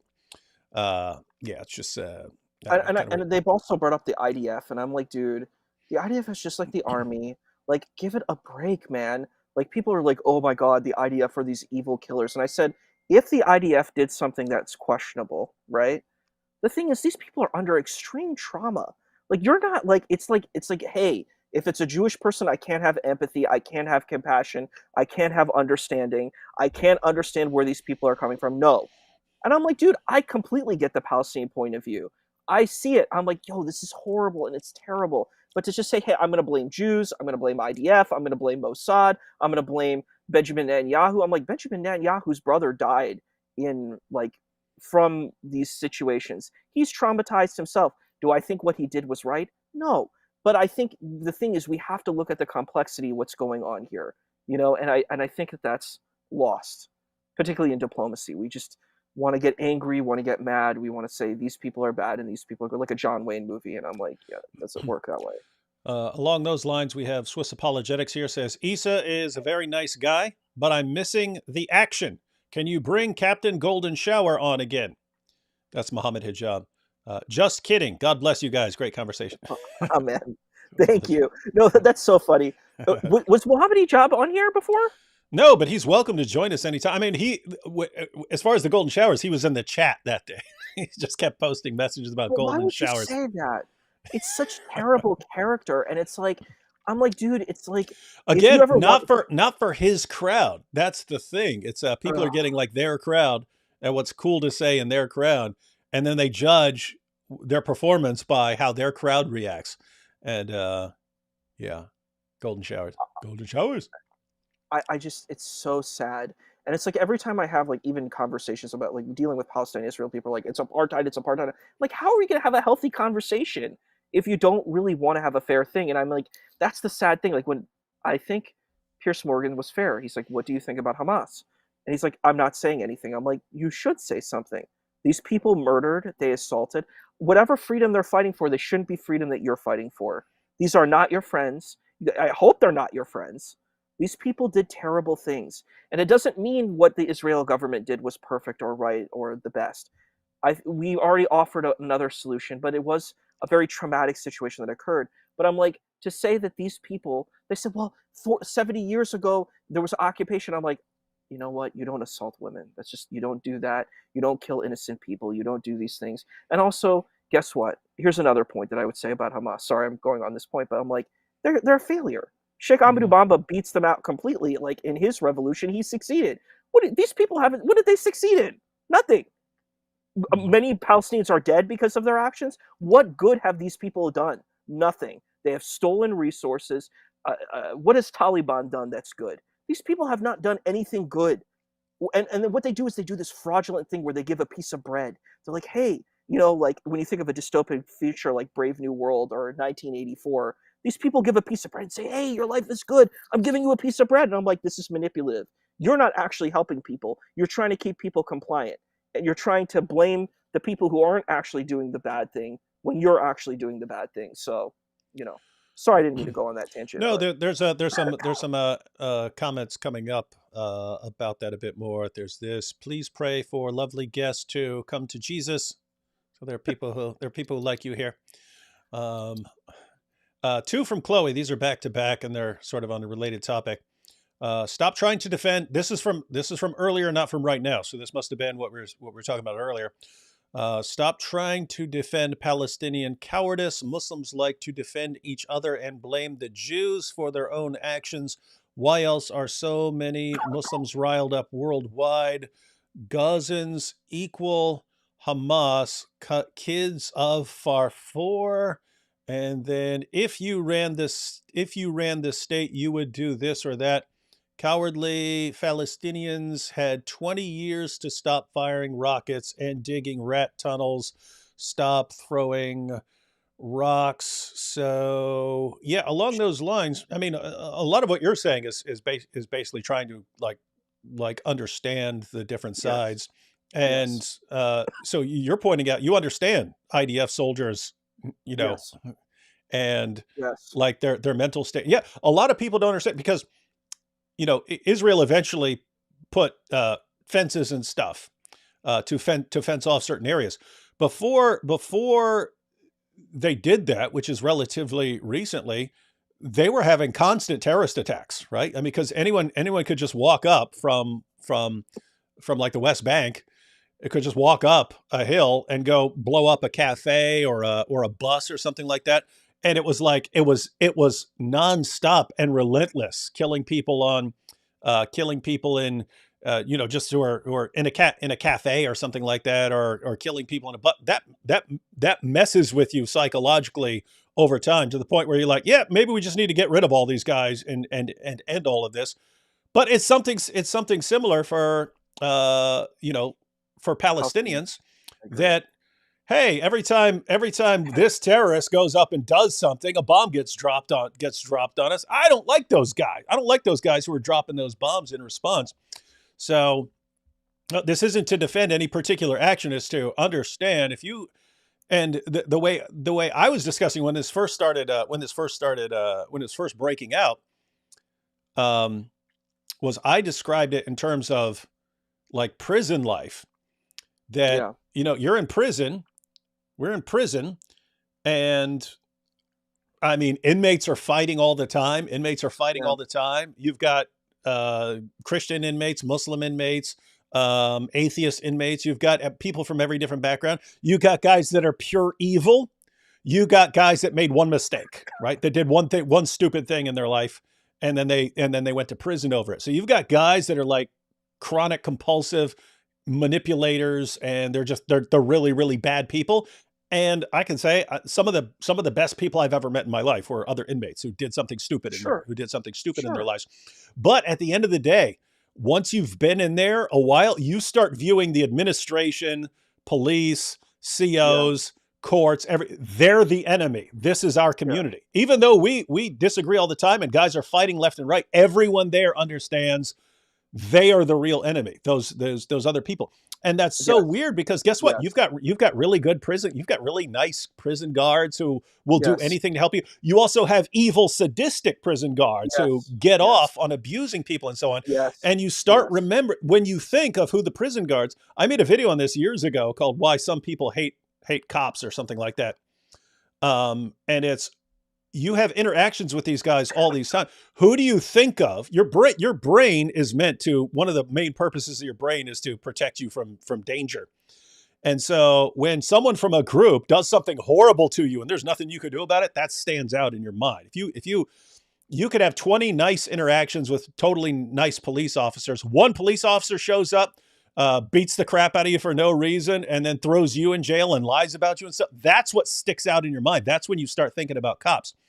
And so the sort of so anyway, I'm applying that. I know what that's like. I know what it's like. sure, It took me years. I mean, it took me years where when I would see a police officer, and keep in mind, I mean, you know, I became a Christian in prison. yeah, Became a Christian in jail, but I was living as a Christian in prison.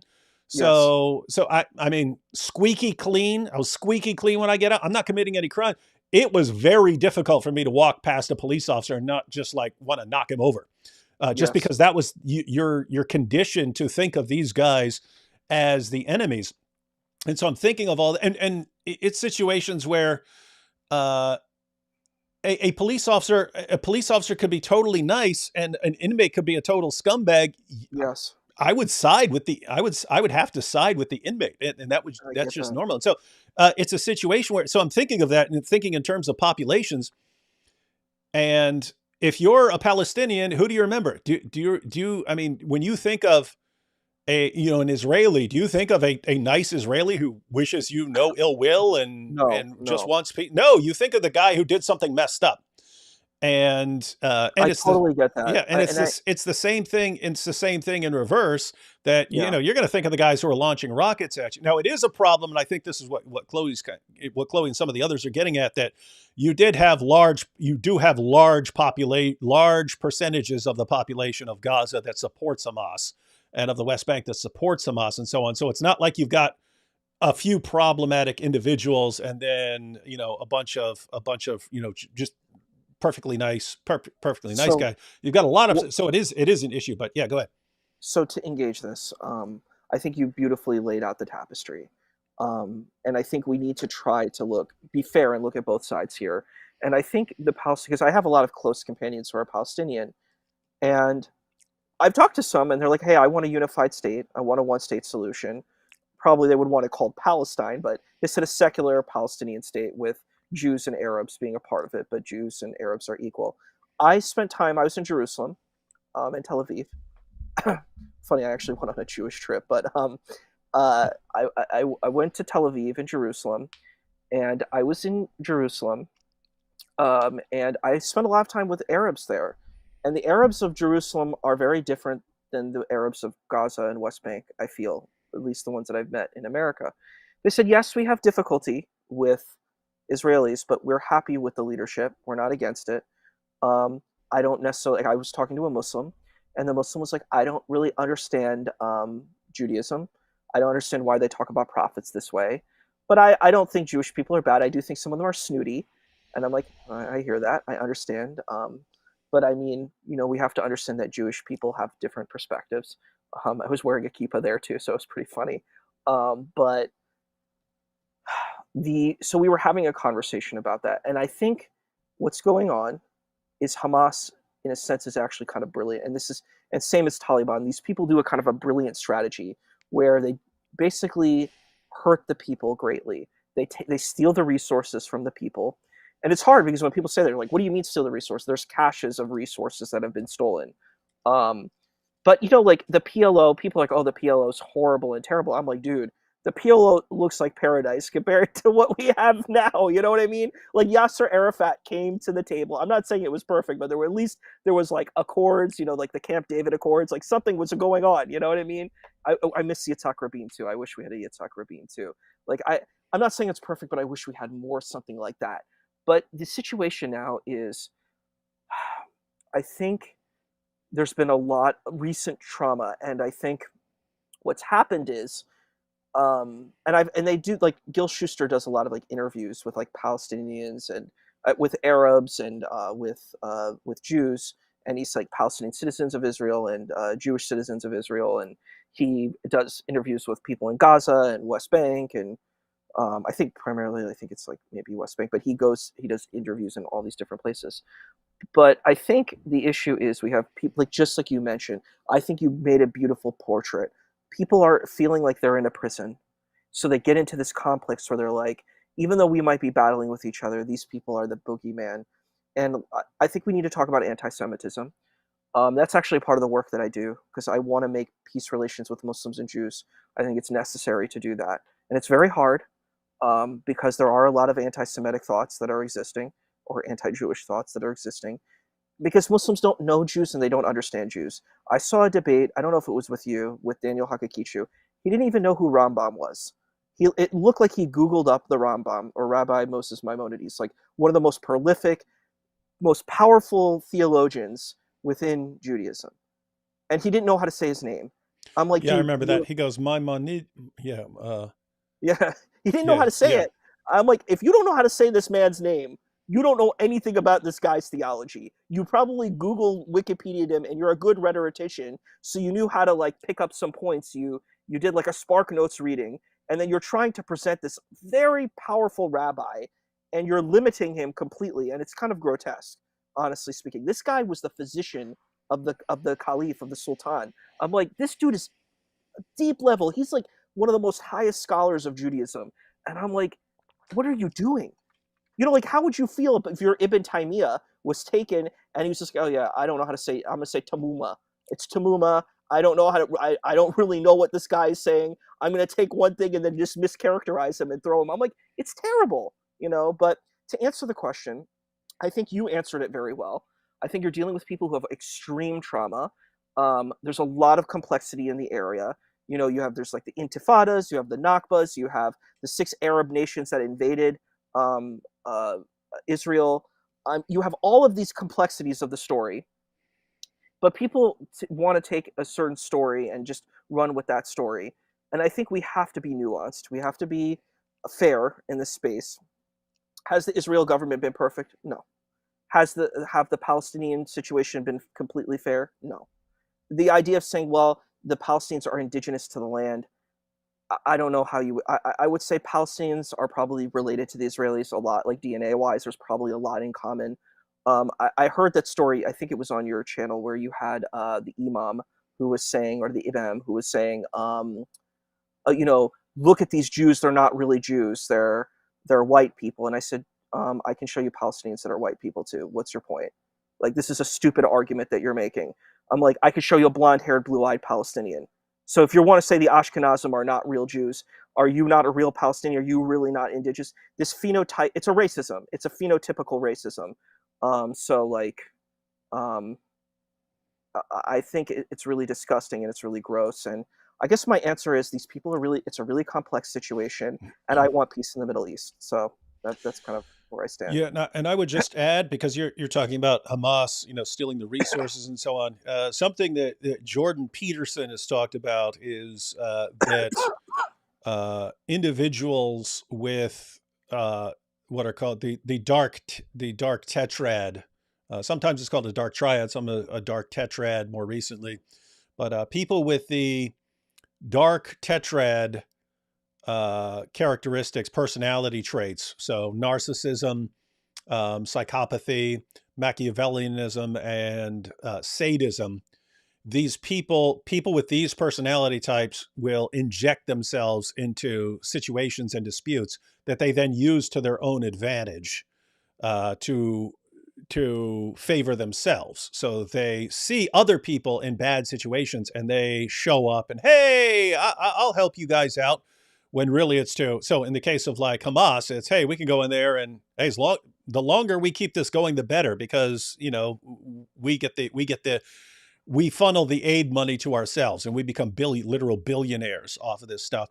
But even like the Dawa guys, right? I mean, the Dawa guys will explode in popularity over this stuff because, hey, guys, I'm the one who's going to lead the cavalry on social media, defending the Palestinians and so on. And the result is that you have people who.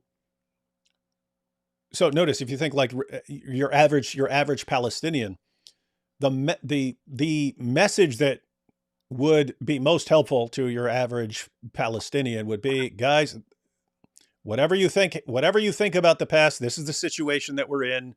Yes. What's the path Amen. forward? Yes. Be realistic. What's the path forward? You are not more powerful than these guys. You're not going to wipe them off the map. It's not going to happen. That's stupid. You're not going to do that. So what is best for you? It would seem like building up your own area and eventually having your own state, something along those lines. You don't get that with Hamas. So that's the message that would be most helpful. I agree. If you can keep milking the situation, is that what you want people to do? No, of course not. So the people with the dark tetrad are going to go in there and they're going to make sure nothing like that ever happens. They're never. You want to make sure there's never peace, because that ends. And keep in mind, I'm not saying this is not this is not unique to that situation. There are all sorts of issues where one politician's saying this and one politician's Yes. saying that, and the politician says, I'll fix this. And it's like, is it really in that politician's interest to fix that when Yeah. he's only popular because he's the solution to the problem? What Yeah. happens if he actually solved the problem? Well, he's irrelevant now because that Yeah. was why. And so it's a situation, and it's guys, I wanted to add one people need to thing be to that aware that too. there are people all over this world who have some really messed up personalities who see opportunities to manipulate others, and they jump and they inject themselves into that situation. And that's what you got here. And until people can actually see through it, rough situations ahead. And I want to add something to this too that I think is really important. Like on my Instagram, I have half of my friends are like pro-Israel, half of them are pro-Palestinian. So every time I see the chat, I see, hey, this pro-Israeli thing, then I see a pro-Palestinian thing. It really, you get kind of real shell shock. Like it's like bam, bam, bam, bam, bam.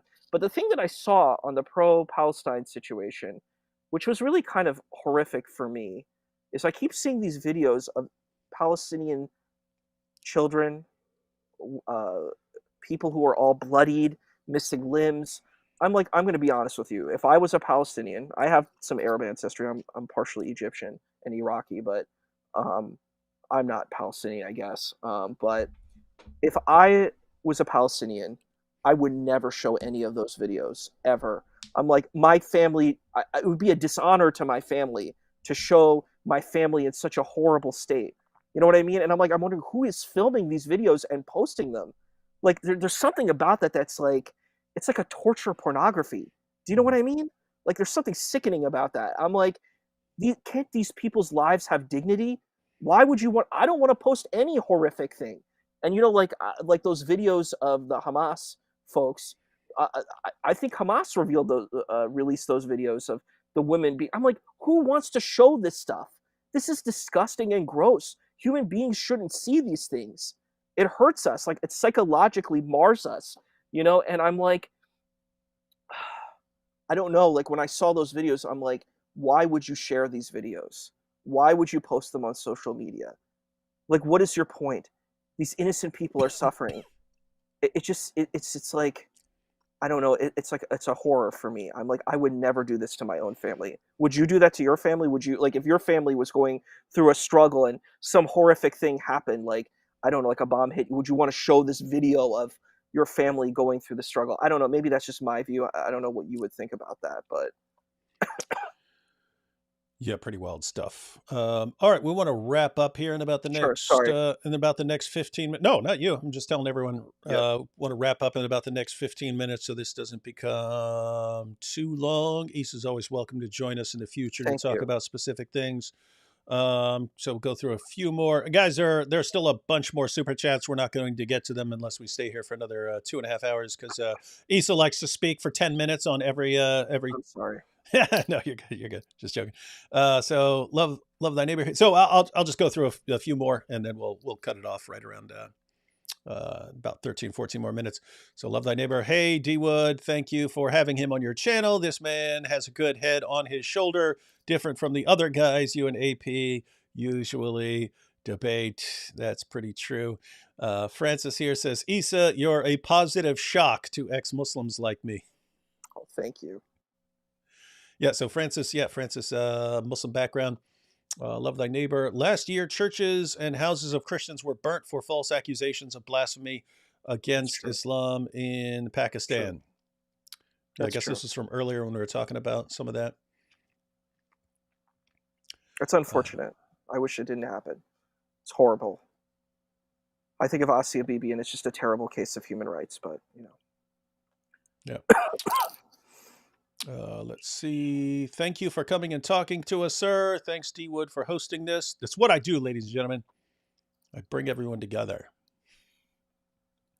I'm skipping over a bunch of super chats. I'm trying to get to some either nice ones because it's good to close on some nice things, or any. There's still a bunch on the eyes of the leather strap of the anus. Let's see. Oh, here you go. As a Scythi, I don't know if that person is, if that's a, if that was a typo, or if the person is going with the Star Wars here. I think it's yeah, it might be that. Star Wars, I think it's yes. Star Wars, yeah. So, so giving the Sithy interpretation of Sufi, is it true that you have access to powers that some would consider unnatural? I think I'm just I'm a simple normal person, you know. I'm just trying to be the best person I can be, you know. Oh, here's a question that was actually tied into something earlier, but yeah, this is I've seen the responses to this. So, but why would so this is from earlier? But why would Muhammad's ancient followers decide to make up a story about him marrying slash sleeping with a young girl? So the question is if this is based on the principle of embarrassment, and this is an important principle for historical examination. If you're looking at a story and you're wondering if it's true or not, you have to think, why would someone make this up? Um, I've got an argument for why. Well, oh, first and so do foremost, I, so do I, because the people who doubt the story actually have reasons for it. so like one thing that people could say, hey, I can tell you why this story happened. Well, the Prophet of Islam only had wives who weren't quote unquote virgins. So he has a virgin wife. So he's made it with that. You know, like some people might make that argument. And also they may have just not been embarrassed. That may have not been an embarrassing thing for those people, you know? So I think there's a lot of explanations. I don't think we should just, you know, limit it out, but you Yeah, and I'm not entirely I'm not convinced at all by the explanation, but I do recognize that there are problems with the Muslim sources. But yeah, so the claim is, and generally the hadiths about Aisha can be traced back to one or two people who were part of her family. So her nephew and her that's actually a grandnephew. great argument. Yeah. That's a great argument that shows that she has legitimacy, that she's been with him so long. She's been with him forever. That's actually a great argument. Yeah. So the claim, so the idea, again, I'm not really convinced by it, but it is a possible explanation for why it would have been invented at some point. It's if the Abu Bakr line is trying to rally support around themselves and consolidate their own authority in the Muslim community. There are It's different perfect. ways. There are different ways they're going about this, but one way is Aisha was his favorite wife. Okay, well, and so and Aisha was a Forever, virgin, and forever. Aisha was a A virgin, and virgin so forever. yeah, Exactly. It's a yes. complete position for showing the house of Abu Bakr. You're totally right. That is an argument one could make. It's a really good one. Yeah. Do Sufis not believe in self-defense at all? So are you? And I guess we're not talking about you specifically, but would Sufis be pacifist? I don't think so. I think It you would depends have on the some. Sufi. Yeah. Some were on the battlefield, some were not. Like actually, and I think AP knows this, but Turkey is a Sufi country, so the Naqshbandi definitely were connected with. That's a Sufi order that were definitely connected with the ruling class of the Ottomans. So definitely there was. It depends on which Sufi you're asking and how they're influenced and where they stand, but some had self-defense, military stuff, and some didn't. So it just depends on who. Sufism really reminds me of Baha'ism, which is my previous religion before I came to Christ. Any thoughts on that? I actually know a lot about Baha'i. I wanted to make a Baha'i movie. It's funny the Bob is probably or might be related to Say he's a Sayyid. So the story of Baha'ism is it happened in Iran. It's actually it's a manifestation of Shia Islam. So it is of Sufi origin, I would argue. Baha'i is, I would say, in a sense, a Sufi tradition. Baha'i is very equitable. It's very much into equity and equality and between men and women. So yeah, I would say Sufis and Baha'is are deeply interconnected. Sure. Um, Thanks for coming on, Issa. You seem like a pretty based guy. God bless you, and may you come to know Him in spirit and truth. Sorry, Thank you. I was looking at the next one. The Jew in Hakika Jew gives the response from Daniel. I guess this is earlier when I said he should he should have played the guy in the Palestinian children's videos, and we got the response, "No, I will never play the Jahud occupant in Farfor." Oh, okay. This is you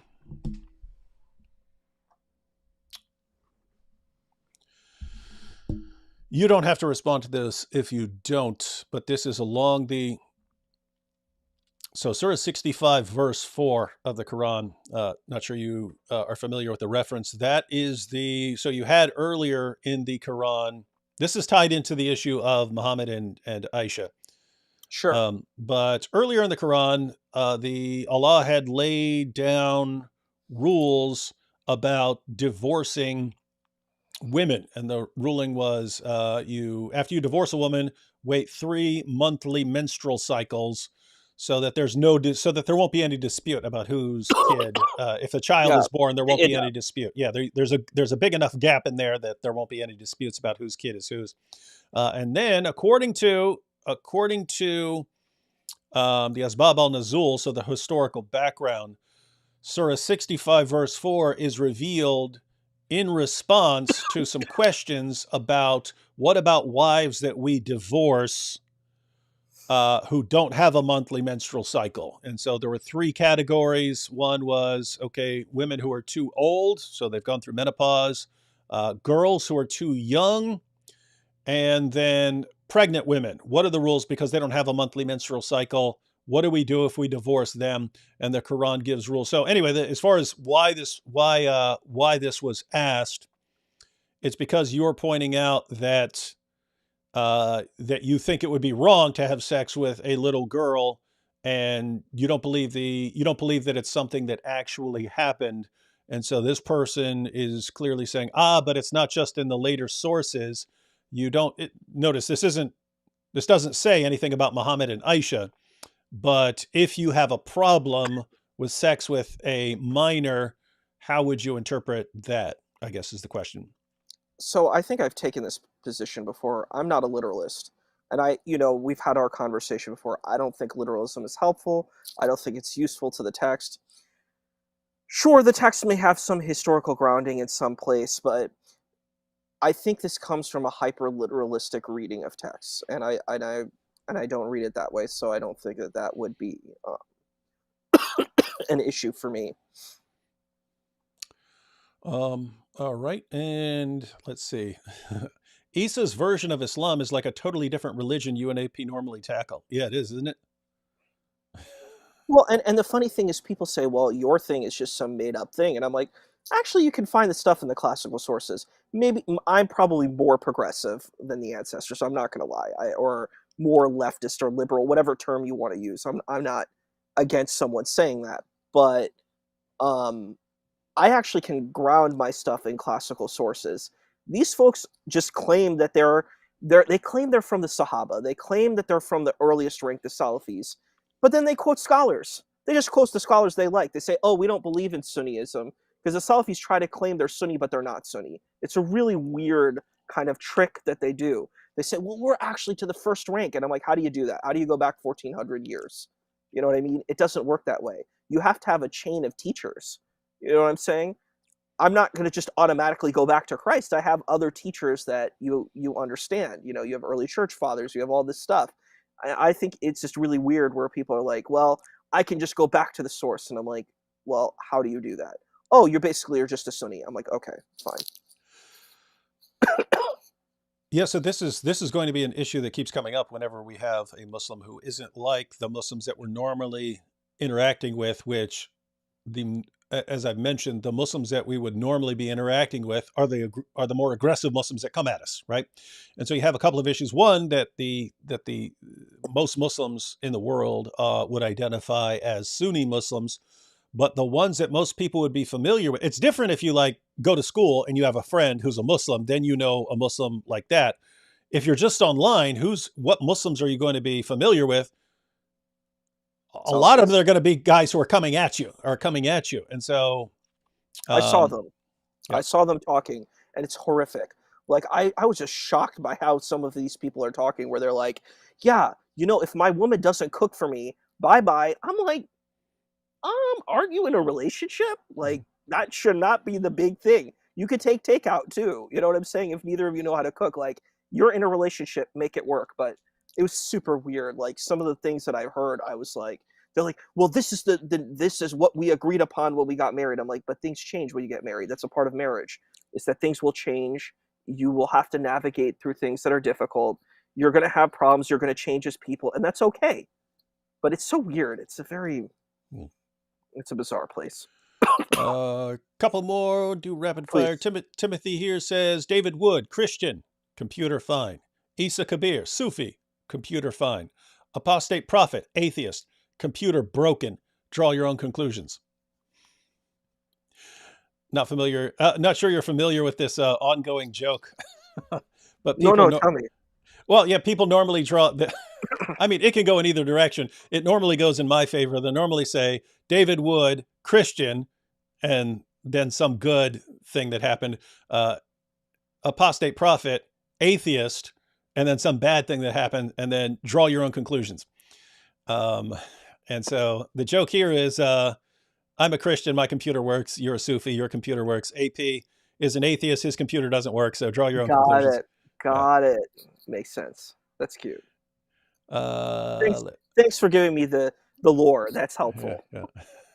Yeah, we've talked about, because there's so many things now. I mean, it kind of started with the leather straps, where everyone started using that as kind of a joke, but it became a thing where they're like all these inside jokes now from the people here, because you have a lot of the same people who are interacting with us every live stream and so on. And so there's all these inside jokes, and when someone new comes along, they don't understand what anyone's talking about.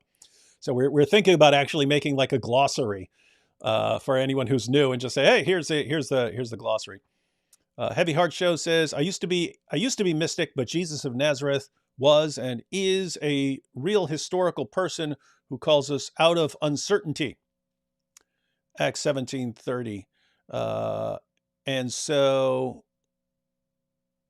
yeah, what are your thoughts on that? So you believe that Jesus and Muhammad were real historical persons and so on. So what do you think about that as far as a response to mysticism? Well, I think the interesting thing is, how do we define mysticism? To me personally, I'm not so concerned about historicity. I'm more interested in the teaching. What is the teaching teaching us? So, like, if people said, well, if Jesus existed or didn't exist, I care about what Jesus represents. I care about what Jesus is teaching. And I think people get so it's like we get wrapped up in, like, is this thing real? Like, did the Iliad happen? You know what I mean? Did the Odyssey happen? Was Agamemnon, Paris, all these people, did they actually exist? I don't care.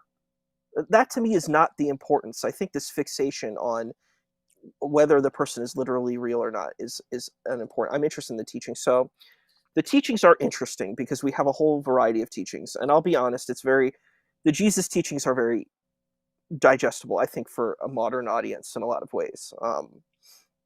Unless people, want to like nitpick, like there was a Pastor Robertson who's interesting, where he argues, he's an LGBTQ pastor, and he argues that Jesus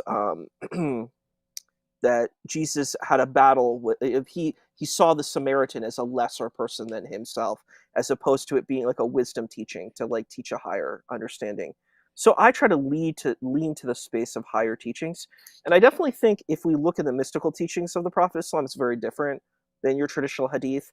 But these are narrated through Sufi sheikhs, so it's a different thing. It's a very different kind of source material. You have to read the Sufi sheikhs to get this material of what they think of him. But yeah, the hadith are complex. So, but to me, I think that the teachings of Christ are esoteric and mystically based, but that's how I view it from where I'm coming from. This person may view it in a different way, and that's okay. Isa, please help every Muslim be like you.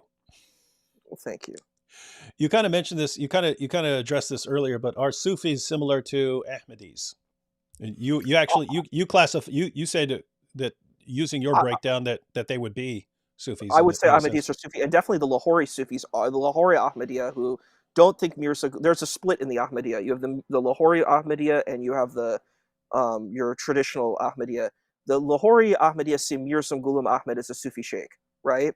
The other Lahore is a city in Pakistan. The other Ahmadiyya see Mirza Ghulam Ahmad as like a prophet, which they actually have an interesting argumentation for. They said, well, what is it called? Khatamun Nabiyyin. Khatamun Nabiyyin means the seal of the prophets. You can interpret seal of the prophets to mean that the prophet of Islam is a seal, not that he's Nabil Khalisin, or the final prophet. So I don't have an issue. I think that's an interesting methodology, but I would say that Mirza Ghulam Ahmad functions as a Sufi sheikh. So yeah, I would take that position. Prince Christian here says, Isa, that's you, is a proper personification of taqiyya. He is sounding like a poison and favorite drink than the actual sharpened, bloodthirsty sword and a serpent. I'll just speak on Isa's behalf here. I am well aware of Muslims, especially the Dawa guys, lying for their religion, trying to cover it up, trying to whitewash it for their purposes. Isa, you definitely don't come across that way to me. I think I've been very accountable, and I think one thing, like, I will never say that the Islamic tradition is this perfect tradition. I'd say there's a lot of problems. Like, when people, and I think I've been pretty fair and accountable. The thing is, this person, I think, has a lot of pain in what they feel. They probably had very bad interactions with a lot of Muslims, and I understand this kind of point of view, because I'm trying to show that there's maybe something positive here, that I must be wrong, because Islam has to be evil, it has to be bad, it has to be gross, because this person's worldview sees Islam that way. I would ask this person, Prince Christian, to like steelman what I'm saying. You know what I mean? Instead of strawmanning me, steelman me. Try to see it from my point of view. Be in my shoes. I'm not telling you to believe anything. I'm a pluralist. I'm fine with your faith. I'm not telling you to think like me. But if I also, this is an important point. You brought this up in our last conversation. These people who are, you know, have the sharpened sword, they want to kill me too. I'm on their chopping block. They don't want me around because I destabilize their power. And it's the same thing. Why, you know, like I hear in the anti-Semitic rings, they say, well, the prophets were killed by the Jews. I said, that's not true. What happened was people in the community who wanted power were afraid of the prophets. So they killed the prophets because their power was destabilized. So someone like me destabilizes the Salafis' power. They don't want me around. They don't want to hear what I have to say because I'm scary to them. They want a monolithic thing. They want their caliphate. They want their thing to exist. So if they were to succeed, they would want to knock me off because I'm challenging them. I'm saying, hey, your anti-Semitism, your you people of European ancestry, your hate of all these people is wrong. They don't want me around. I'm the first to go on the chopping block. So, yeah, and it's kind of an issue. I think I just mentioned when the last time me and AP were live, but I've mentioned it multiple times. I've never seen anyone who lies as freely and with as little concern as some of the Dawa guys. Like anytime they need to make any point, any criticism of another position, there's like no concern. You're right. At all for being honest, and they know, and it seems to be absorbed by their fans as well, that you could say, hey, he just said this, and look at what the source actually says. That was a lie, and they don't seem to care. The fans don't seem to care. And so you have people who sort of witness this over time, and they think, this is just all Muslims. All Muslims are like this. They just lie. And so when you come along and say, no, here's what I believe, there's a tendency to say, aha, he's trying to trick us. But that's the problem once I'm trying to deceive you. Yeah. Yeah, that's a problem once you spot a bunch of people lying, then when those people who are lying tell you, no, Right. actually Islam is peaceful or something like this, then you think, oh, okay, they're lying. And you can actually there were times when you can actually catch people doing this. Like there were people after the 9/11 attacks who are going out and going, oh, this is no part of Islam. And then they find videos of them glorifying it behind the I scenes know. and laughing about it and And celebrating it. Mossad did it. Mossad did 9/11. Like and we have these lies about it. I'm like, yes, the people who did it happen to identify as being Muslim. They did do this, and you can't say they're not Muslim because it's a no true Scotsman fallacy. If they identify as being Muslim, then they are.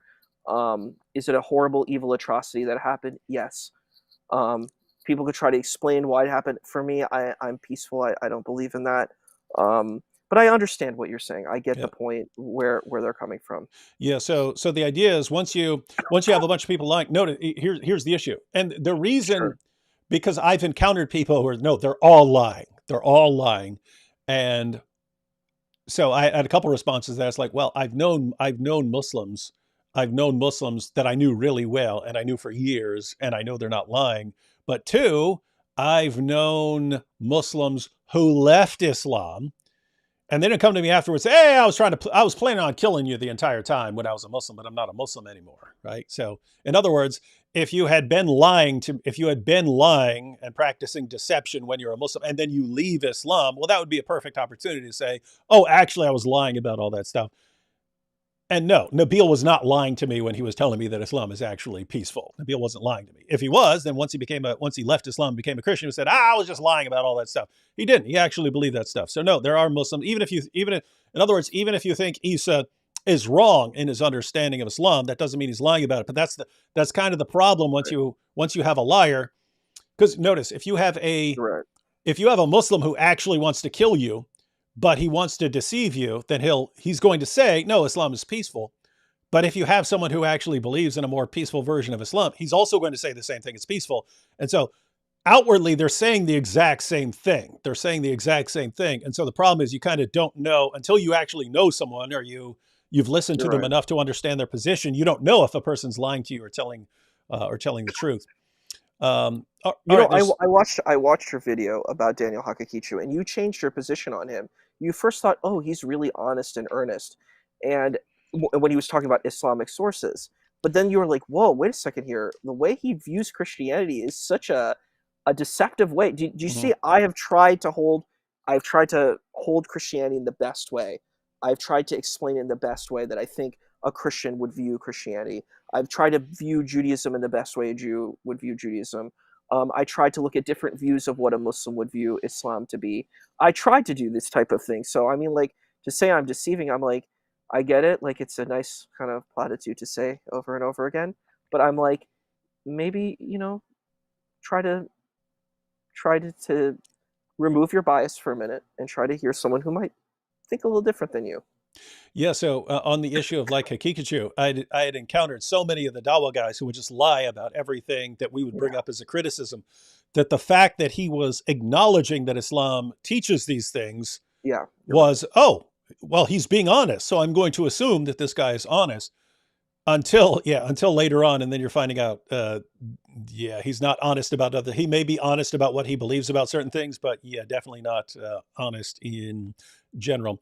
All right, we will, guys. I understand there are more super chats and so on. We're going to go ahead and close out after one more. So I apologize if I didn't get to. I didn't even finish reading all the super chats to see which ones we want to respond to. But I thought this would be a decent one to close out on for Isa here. So, how would you summarize open-mindedness in Sufism?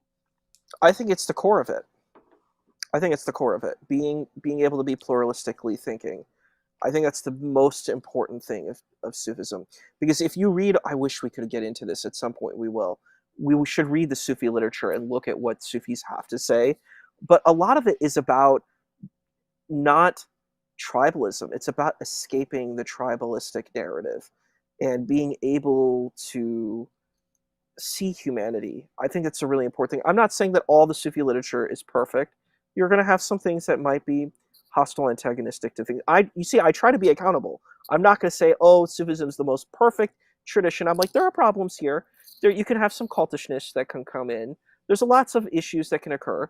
But I think the major point that you would see in a Sufi is that they're willing to grow. They're willing to, it's a lot of moral self-cultivation, being a better human, and being open to other people and learning wisdom from other people. I'm going to give you several sheikhs that you can look into. There's Bawa Muhyiddin, there's Shirdi Sai Baba. These sheikhs, particularly in South Asia is a very pluralistic space.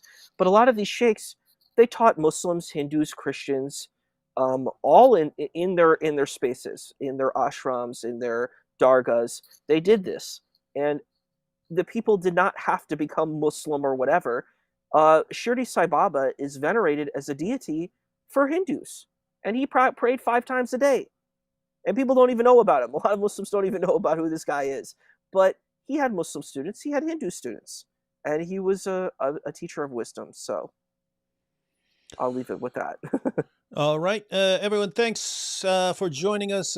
Thanks to Isa for coming in and giving us a breakdown of Sufism. And I'm sure we'll have Isa on again in the future, especially if we have any topics coming up. And hey, maybe we should get together and do a skit one day. Sure, I'd love to. We should do a funny skit. Hey, we should do a skit making fun of the Dawa guys. That would be fun. That'd be classic. All right, everyone. Thanks, and see you all. Catch you all next time. And yeah, I was gonna say check out my video tomorrow. Every time I say I will post the video tomorrow, something happens and I don't post it tomorrow. But all right. So check out a video that will be coming soon, ladies and gentlemen. Catch y'all later.